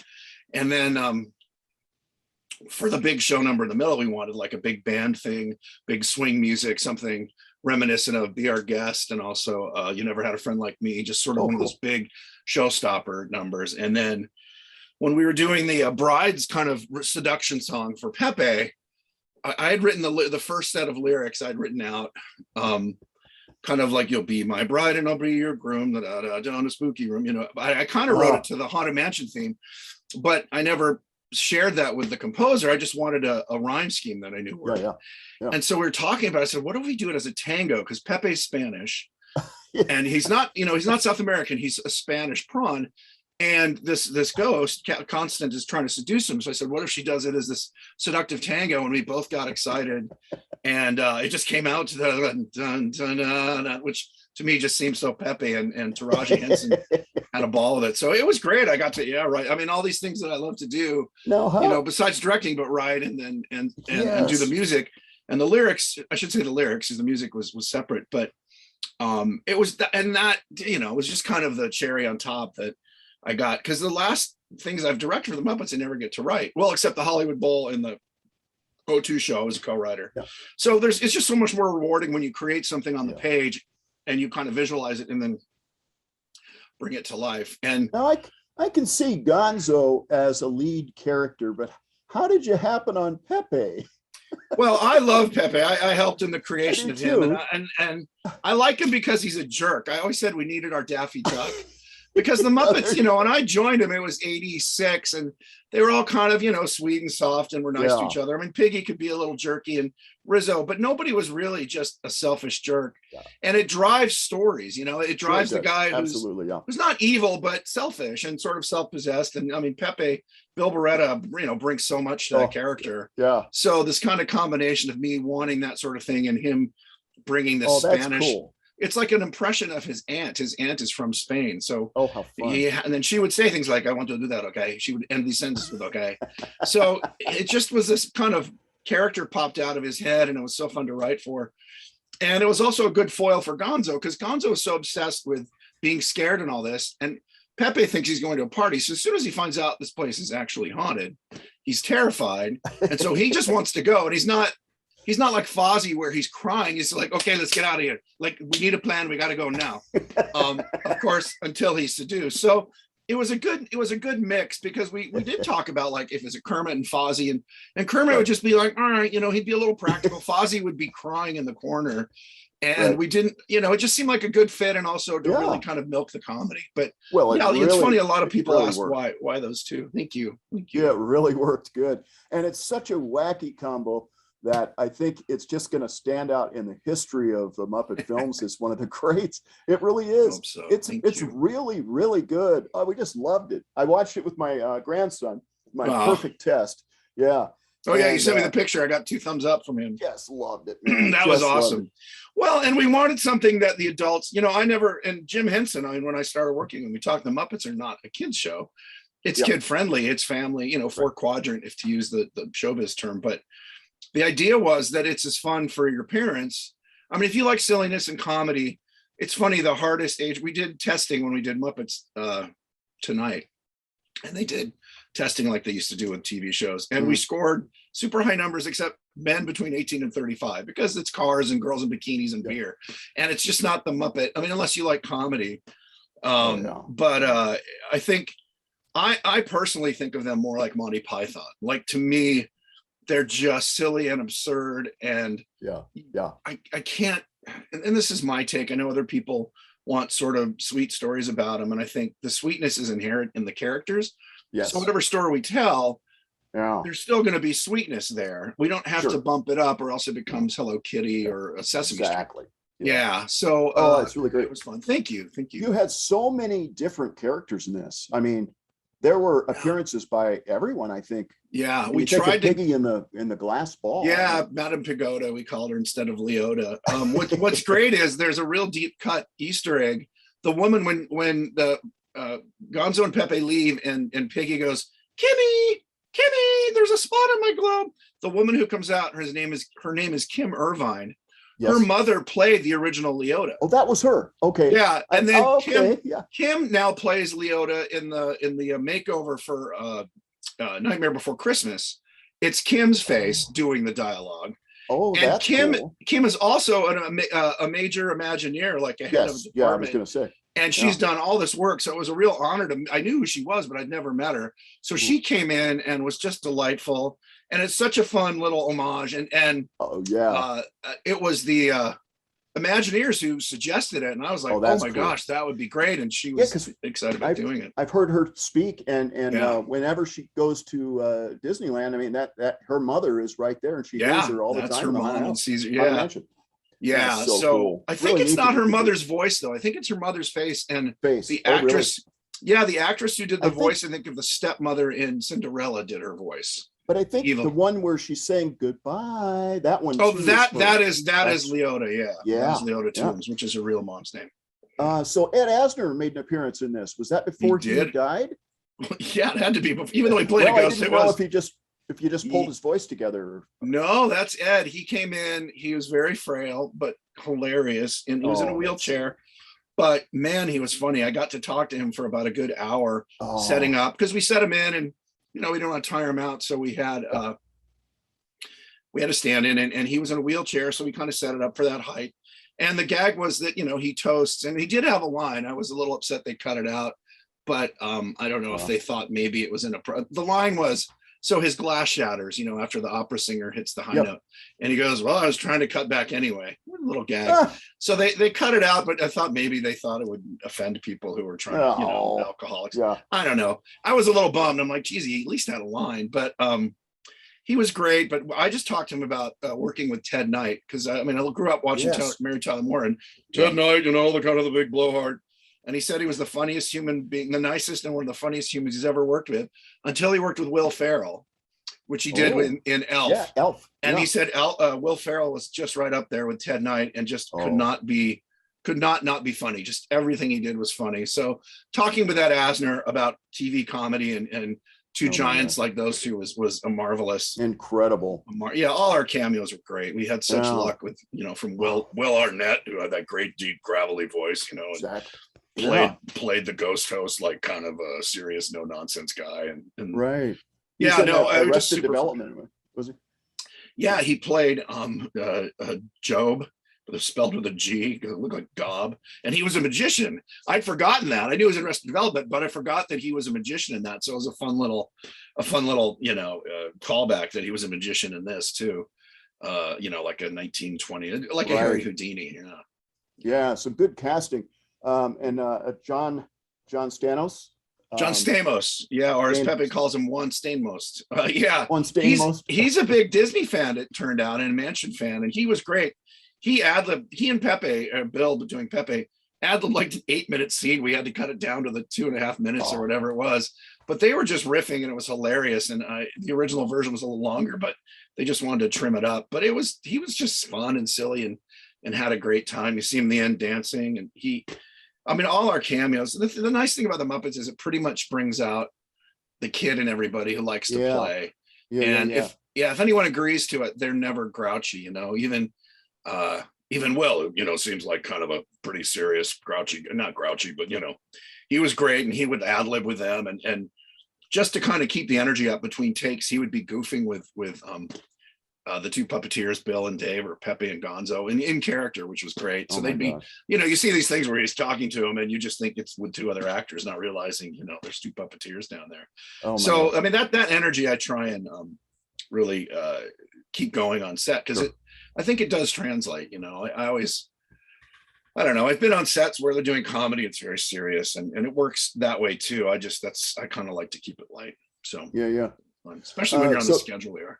And when you, what was the schedule? How long was? Well, it was originally 15 days, which is pretty fast considering 5 of those days was just shooting ghosts on green screen, because none of those ghosts were there. So we had to shoot it. It was very layered. Any scene with ghosts, we shot. Sometimes we had to shoot the ghosts first before we shot the scene they were reacting to. So I'm shooting dialogue for Fozzie and Kermit, and they're looking and talking to people who aren't there that we have to shoot later and get the eye lines to match. So it was a bit of a, my effects background, my storyboarding background, all that really came into play. Were you using tennis balls on sticks, or how were you getting an just give them an eye line. It kind of knew where everyone would be. I think really visually, I assume you do too. So when I'm writing, I'm kind of seeing it. And then when we start shooting, I just know, okay, you're going to be here. And sometimes you can line it up, you can get the previous shot. But most of the time we didn't use ping pong balls on sticks or anything. We just kind of said, you're looking up to the left or down to the right. And you can, when they're ghosts, you can slide them around a little bit. Exactly. Yeah. So you use something on set that I'm a little familiar with called AR Wall. Yeah, that was the name of the company, AR Wall, but it's a virtual background. It's like The Mandalorian. It's a big TV screen. We literally just had a flat, like 20-foot Sony, I called it. It's not a Sony, but 20-foot by 10-foot wall that was a video wall. And so it was like acting in front of a big TV screen. Like Mandalorian, they have a coved, like it's amazing. I don't know, that's huge. We had the Muppet version, which, like I said, acting in front of a big TV. And because the way the Muppets work, and because this thing had to be mounted on the ground, it was so heavy, we only really had like a 20-foot by 6.5-foot place to spin, because we always have to hide the puppeteers under the puppets. So it was pretty challenging. What was great was we got to build, part of the charm of the movie in making it was we did a Muppetized version of the Haunted Mansion. All the Easter eggs and the architecture and the wallpaper. And so there was no way we could have built that anywhere near this budget or schedule. Except in the computer. So it was all done with these amazing computer artists. Our production designer, Darcy Prevost, who did Christine McConnell with me. So we both love the Haunted Mansion. We both love spooky Victorian. And so when we got the job, I said, oh, please, can you do this? And she turned down other work to take it, because she's big, if not, she's actually a magician herself. So she was genetically engineered to do this. And she got together this great team. And then Soapbox, our production company, where the AR wall, their studio in Burbank is where this wall is set up. And they got this great group of people of computer modelers and texture artists. So Darcy would do the blueprints. She would research it with Imagineering, hand it over to these guys, and they would, sculpt it and do it in 3D. So we have there's a virtual version of the Muppet Haunted Mansion. I said they should make it like an Oculus ride or something where you can walk through, because it's all there. Literally, they built it so you could walk through it. Like, we never had a shot like that, because just puppets can't keep their arms up that long. But you would go in through the foyer, through the stretch room, all the way to the ballroom. Oh, how cool. And then there would be a break to go up to the attic. There's no stairways to the attic, but you could do half of that movie as if you were really there. I would love to do that. Yeah, I know. I said they should. Somebody could put that together. It would obviously be a little bit of work, but we shot, I would say 85% of it in front of a video wall. The only 3 sets that are actual real rooms, well, the seance room was just drapes, just black and red drapes in a black room with the table and the we didn't even have Piggy, wasn't there. It was just a light effect and then we shot her green screen or blue screen. Now, so later. when you were watching as a director, when you were watching the shots, did you see the wall? Yeah. Was it was yes, all it's not like green screen. Okay. Sometimes we had to default to green screen, like when we're shooting the ghosts. And sometimes if there was a technical problem, once in a while we'd have a lag issue if we were doing a move. So we just go to green screen with tracking markers, which is the old school way. But 90% of the time or 80% of the time we really wanted, and part of the charm or the beyond the charm, the success of this AR wall system is not only do you have the background with a high resolution image that looks like when you're looking, it's weird because you're on the set and you just see a big TV and lights and, you know, two puppets. And then you look through your monitor and you see two guys in a room. And what's crazy is the camera's tracked to the background. So if it pans the movie, yes, you understand. 3D. So yeah, it's 3D. It's not just like a flat background. I mean, if they're just walking along you, that's all you need. But we could do a tracking shot, which is great for Muppets. So two Muppets running, like when they're running down the hallway, they're just going like this, and the hallway is going, you know, in 3D that way. Yeah, and when they're walking left and right, they're just going like this, and so you can control all that. And it's tracked to the camera, right? The camera moves. It's tracked to the camera. Yeah, there's the background is synced. Yeah. Yes, and so you can do it either way. You can keep the camera locked, move the background, or move the camera and the background moves with it. It's a pretty neat system. But the advantage to it over green screen is we had panels on the left and right, and on the ceiling with a low res version of the same room, like you were in the environment, so the lighting would match. So if you're in a red room with firelight and the fire's over here, you're going to get the flicker. It's like an 8-bit, maybe 16-bit image. Really cool. Yeah. So it's not photoreal, but you're getting the lighting. Yes. So ambient light. Yes, the ambient lighting. So even if we had to default to green screen, we would keep the lights on around it so it would match the environment that we had to add in later. That's the thing that's really exciting about it. And Mandalorian, they obviously use. I mean, they have huge. I mean, it's almost like an entire building that's, you know, a video environment. But it was great and was pretty exciting. I've always loved. I even said Jim Henson would have loved this. He was such a tech head. Yeah. He and I worked on computer puppets and doing stuff with green screen and CG. Wow. And so this was right up his alley. He would have loved this technology and for sure jumped in. So and that was nice too, because literally it's the only way we could have done this movie to have this whole mansion. And I mean, all the graveyard, everything we had, I think we had 8 graves and about a 6-foot by 10-foot wall of grass that we changed the graves in for that whole song number and just moved the background. So it was, it was very kind of Muppety, like, you know, like some version of doing your dad's garage, except with, you know, computers. Tell us about Muppetizing the haunted house and just what was involved in all those gags. That's where that's where Darcy just shone. She took the mansion and all the details, the doors, the door handles, the little wooden carvings on the doors were dog line face. The registers, like the air registers, were Sweetham's face. Sam Eagle is the wood sconces. If you look at the wood, not the sconce, but the top of a wooden pillar, it's Sam Eagle's silhouette. And then I got to do the paintings, design the paintings in the hall. I didn't do the finished work, but I did the quick sketches of like the newsman aging and Yolanda turning into the Medusa, all the stuff in the changing portrait hall. And then we hired this great artist who took what's her name, Janice, and for the stretch room and changed all those to Muppets. We had Crazy Harry on the Dynamite, and those were wonderful. And so Darcy just ran with it, and we had all these little details. Like one of the Easter eggs, you got to catch it. It's pretty subtle, but the gates when you first go into the mansion in the wrought iron, there's Kermit's eyes at the bottom of the wrought iron. You see the 2 hemispheres with Kermit's eyes in it. Oh, nice. The address of the let's see, do I have that? They look like key holes. Yeah, exactly. There's a little, we have it here. Our production designer made me a little, or actually our prop guy, Jasper Anderson, who's an amazing artist. He has his own company. It was Mr. Chickens. Now I think it's just Jasper Anderson Effects, but he 3D modeled and printed up the house plaque on the column, but the date is 9/24, which is Jim Henson's birthday. Oh, wow. So we had a lot of little Easter eggs like that we put in besides the obvious things. And then there's a bunch of names in the graves you recognize. Yeah. Where's your cameo? Did you make a cameo? I have a grave. There's a grave in one shot that says "Here lies Kirk," but my voice is in it. I do the it's called the 101 announcement. It's like when the whole ride stops in the middle of the musical and the lights come up and Statler and Waldorf from the Doom Buggy, and you hear "Your attention, please." Please remain in your Doom Buggy until the ride continues, whatever it is. So that was my. We originally did the whole recording and they cut it down, but yeah, "Your attention, please." That was I love it.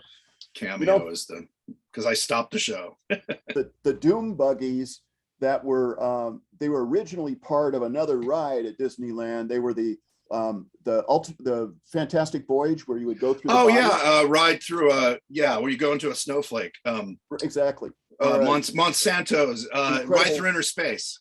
That's it. They were designed for that. Those were the same Doom Buggies and the same track and the same layout. Everything I didn't know from that ride. That was a real Doom Buggy. That we got a real Doom Buggy from Imagineering. Yeah, that's Statler Waldorf in a real Doom. You can see the speakers. Super cool. And we got the builder.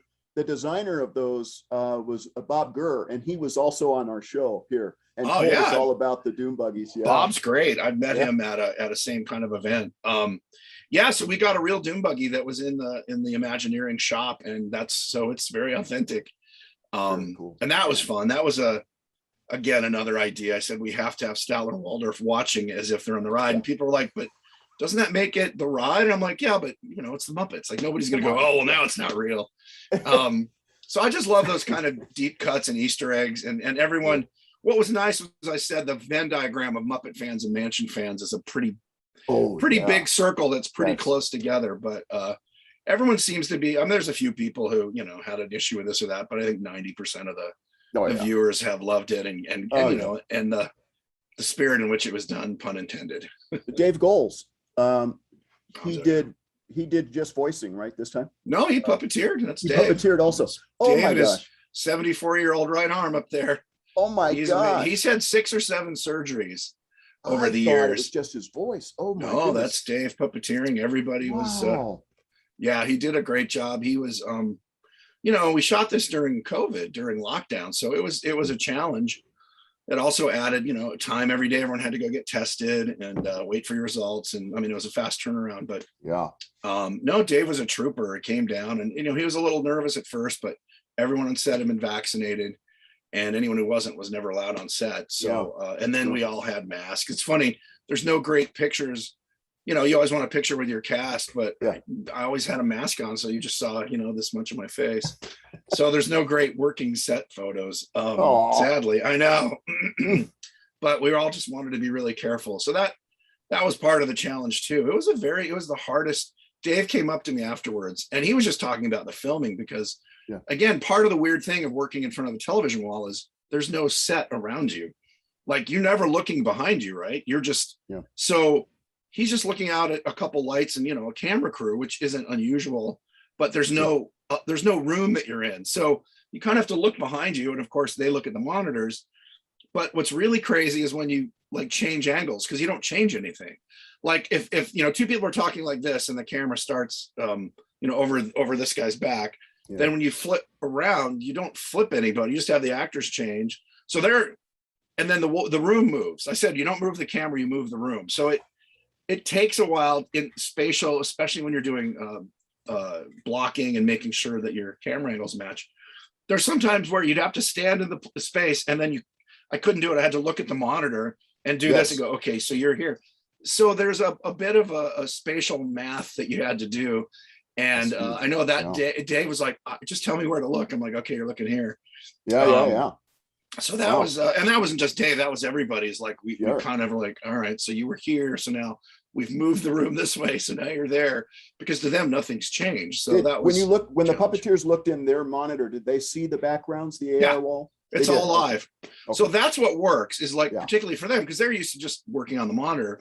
And the weird thing is you'd be looking on set and you're looking on the monitor and, there's you and I standing in the Haunted Mansion. And then you look up and it's the 2 guys standing in front of a big TV with lights and camera crew. And you're like, this is so weird. But it really, 2 of the things I found really helped sell it was try to never be flat onto the wall. Always have like the ceiling, like a little ceiling piece, like a little low, which is easier with the Muppets, or like be on a diagonal where you're looking down. Because then your brain it processes less as, oh, you're against like a flat green screen or something. You see the depth to it, and it helps that you're seeing it. Like if the puppets are walking and it was flat, they do this, but if it has a bit of a Z depth diagonal, 45, then they can kind of get where which direction they should kind of have their heads as opposed to That's why you're a director. Oh my god. So you learn a few tricks. Incredible. Were there a lot of new puppets made? No, our budget and schedule, I don't think we really just, we built the gonzos that aged. That was fun. Part of the fun for me too is as a puppet. I originally started with Jim as like an idea guy puppet designer. And so I got to change Fozzie into the Hatbox Ghost, which was originally just giving him the dark eyes and the outfit. And I said, he just looks like Fozzie. And so I put in the teeth, which to me are very much those big glowing eyes and those teeth. And that worked, and it creeped a lot of people out. And I said, but it's supposed to be creepy. Remember, it's not Fozzie. It's a ghost that looks like Fozzie. And then Kermit, we didn't do anything creepy to. I think he's a little too blood. We gave him a little mustache and made him look like he had Piggy's nose on. Well, at the party. That was fun. And then, but the most fun was designing Gonzo kind of rotting away. And that was, again, there was not pushback, but people were a little concerned, like, is it too creepy? I said, well, you have to show the stakes, because being locked in a room by yourself on camera is not really that scary. With a mirror, okay, but how is that scary? But if we aged him, I took a cue from 2001 and Stanley Kubrick with Care Delay when he's in that room, and he ages like in 4 cuts to like a withered old man. I said, what if we do that with Gonzo, where he keeps seeing himself in the mirror, and then you cut to him and he's aged, and then he's even older in the mirror, and that's him now. And so designing those iterations was really fun. In fact, I went one further, which they said was too creepy, where his nose had completely fallen off. So it's just 2 buggy eyes and a shriveled mouth with a little hole like a skull. Yeah, that's not Gonzo. I know. It was terrifying. And I can imagine. So they're like, okay, we can go with the shriveled nose, but don't. What was Dave's impression of that? He was like, this is creepy, but he got it because, man, when he did the first take, and we put on the last stage where the nose is just like a burnt little, matchstick. And he turned into the mirror and he goes, Kermit! He gives this like emotional scream. And it just, everyone like got goosebumps, and it was scary and moving. And it really felt, and Dave said, that puppet inspired him to that moment of like, this is terrifying. Because Gonzo was never scared. This was, and then even the beginning, like seeing himself age, and then he gets so freaked out when he's powerful.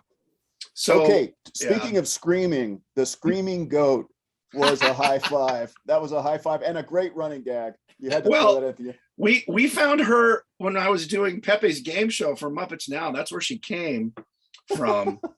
And our great puppeteer, Julianne Busher, we just had this one thing with a screaming goat. And it was so funny that I kept using her in that one episode. And so we were writing this. I said, we got to have the screaming goat, because we couldn't. And it came from the thing where in the ride in the stretch room, when the lights go out and you hear that scream and you look up and you see a corpse hanging. Well, we didn't want to do a hanging corpse. I said, but that scream is so iconic. What if we have the screaming goat is there? And it's so funny that we just said, okay, let's use her throughout the whole thing as this stupid running gag. And to me, that's classic Muppets. There's no logic to it. It's just silly, and it's just fun, and she doesn't talk. She just screams and then looks at you. So and she's like the break. It's funny. She's this, and that's what's great about Muppets. Like sometimes the non-verbal ones are the like Animal and Beaker, the ones who don't, the Swedish Chef, who don't actually speak. They kind of get lodged in your head because of the fun of not knowing what they're saying, and she's just sort of this enigma. But we don't have a name for her either. We just call her the Screaming Goat. We should, call her something. But it's funny how many people go, "That Screaming Goat." It was great. It was great. That's really fun. Again, that to me is the Muppets, just complete silliness in the middle of nonsense. Mayhem, exactly. Silliness in the middle of nonsense. Yeah, exactly. Well, gosh, this has been fantastic. Thank you so much for a great ride with that movie, and I can only imagine that this has opened a bunch of doors for you.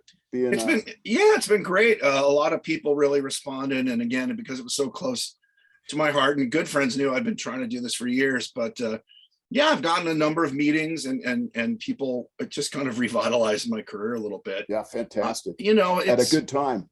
Yeah, and it was very much needed. It's been a bit dry with COVID and Sure. just the changeover with Muppets. I think I'm hoping.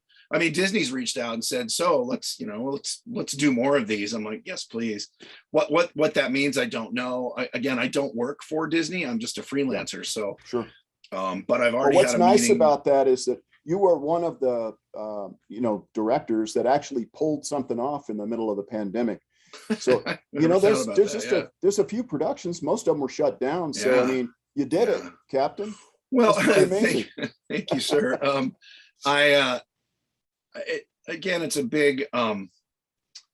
It's a big thing for me because again, the writing and the music and Yeah. again, two of my loves, the Muppets doing comedy and the Haunted Mansion. And it's just nice that it kind of reverberated out and people responded, because it could have, you never know. I mean, I've done other things where I thought, well, this would be great. And people are like, yeah, that's fine. And, you never control the budget and the schedule and your casting. You don't have a lot of, and this is just one of those things, all those things really came together. And it was, I think, really good for me because I'd just been singing that song and dance for, somebody asked, how was it getting this done? I said, how did you do it? I said, I just never gave up. You don't want to be a pest, but it's nice when something works and then you get to do it and it works even better than you thought. The response has been tremendous. So yeah, hopefully more to come and even doing my own stuff, outside of the Muppets, because I love them, but again, I'm not an employee. So Sure. I need to keep the job bucket full. Absolutely. Well, folks, if you haven't seen it yet, please go to Disney Plus and subscribe right now if you aren't subscribing, and watch the Muppets Haunted Mansion. It's incredible. Thank you. They have other stuff too. They've got some Star Wars shows and Marvel stuff, but really just subscribe for the Muppets. Pixar, something like that. Yeah. They've got some other things you might have heard of, but yeah, thanks for having me on, man. I You're really awesome, appreciate man. it. Yeah, Thank take you. care. Looking forward to seeing Happy you. Halloween and All right. Happy New Year. Thank you. Thanks, Steve. Really. There it is, folks. Love it. Give it up for Kirk That R. was Thatcher. The R probably stands for Ryan. That would make sense. Kirk T. Dude. Thatcher. R. So I got to say, I watched Muppet Haunted Mansion, and I want to go back and watch it now, having heard the director talk about it, because I feel like I'll see it in a whole new light. Oh my gosh. And dude, how fun is that? To imagine, you brought up the point with Kirk that, he completed a project in a year when a lot of films weren't getting made because of the pandemic. And just to make, and because you made Act Television, just to make a TV show or a movie in and of itself is a huge feat. It really is. Yeah. And it's so easy for us to, I think, criticize anyone. But it's like hearing someone talk about the work that goes into it and all the thoughts. Oh my goodness. Yeah. I can't believe it. So hats off to all of you who are creating content, because it's not easy. That's right. Oh my goodness. So some of the stuff that's really amazing to see, and Kurt is really into this too, because he's going to be coming out with his own series. Sorry, Steve. Finish that thought. Yeah. Oh, I was just going to say, Gina said, I thought it was live until the mugs moved in the back. we sat down with Kurt 2 days ago, on Tuesday actually, so almost live. Yeah, Kurt wasn't able to be with us live tonight because he's in Hollywood at some huge event. He's probably at a Hollywood mansion party where he has to survive the night. Either house or haunted house. No, he's at some huge party, for all directors and producers and Hollywood. All the bigwigs. Yeah, the bigwigs.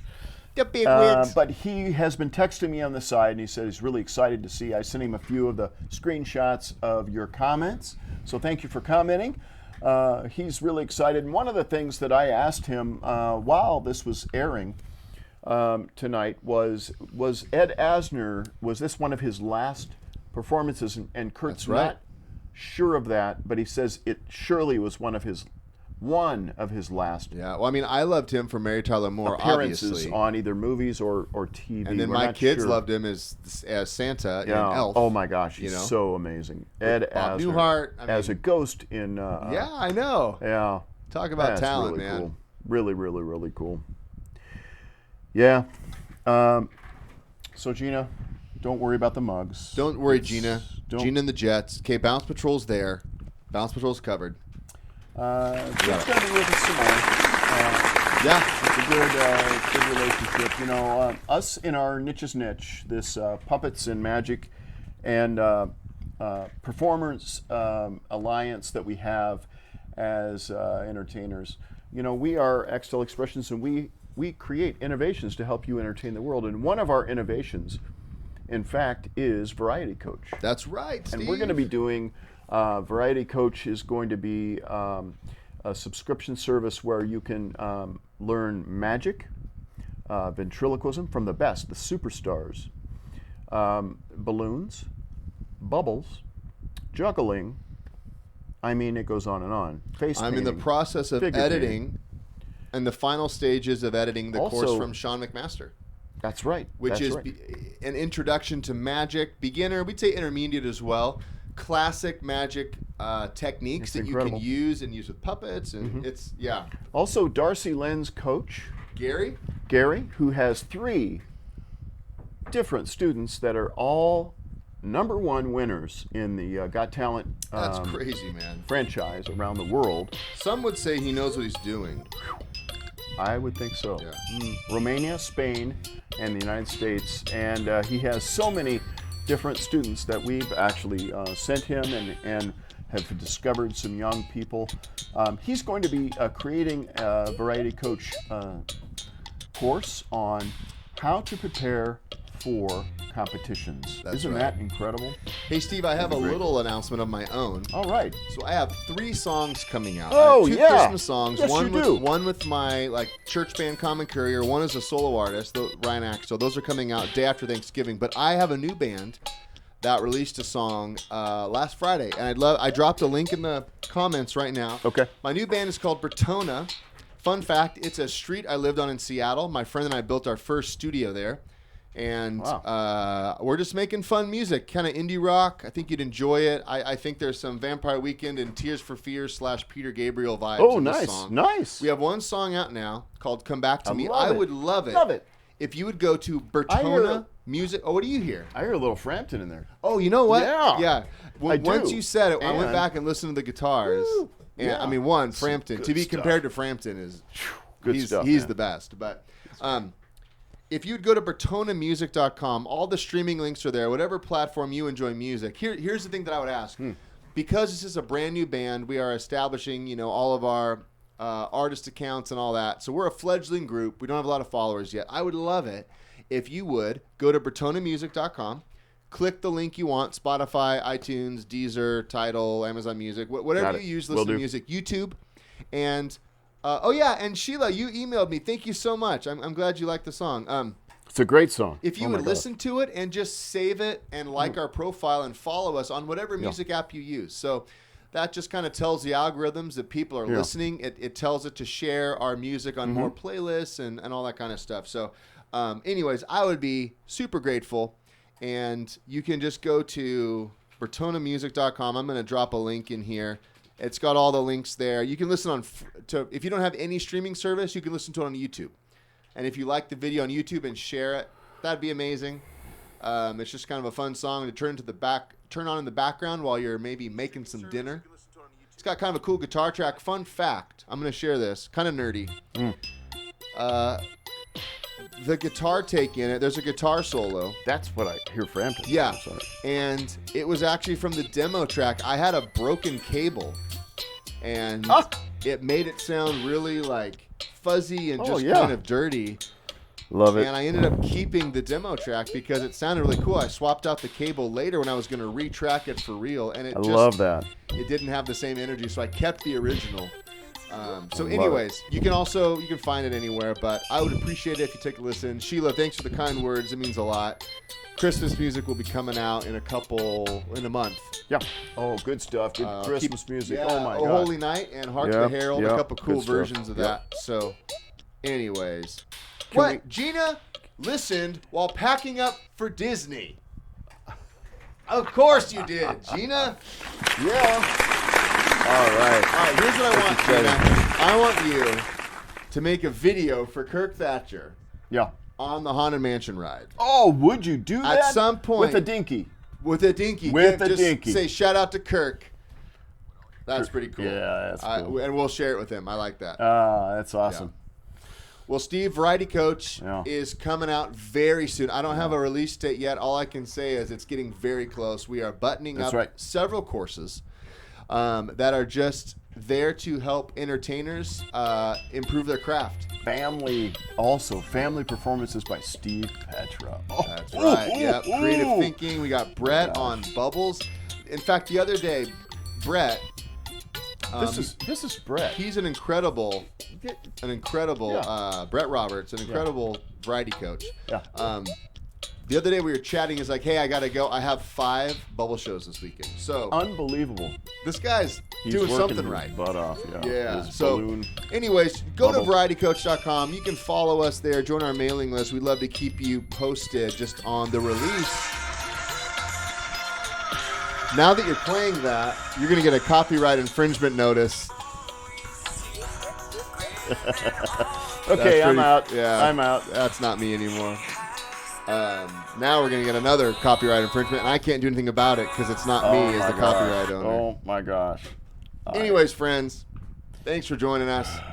We have to go. We actually have another interview to do. You'll be finding more out about That's that. right. A TED Talker. A T-Talker, a TEDxer, if you will. Yeah. And we'll tell you more about that later. But we'll be back the 3rd week of this month. In 2 weeks, we are back. Going to have a lot of fun. Tons of new content, new projects, new photos. Send us your photos. We'd love to show it. See you, folks. See you later.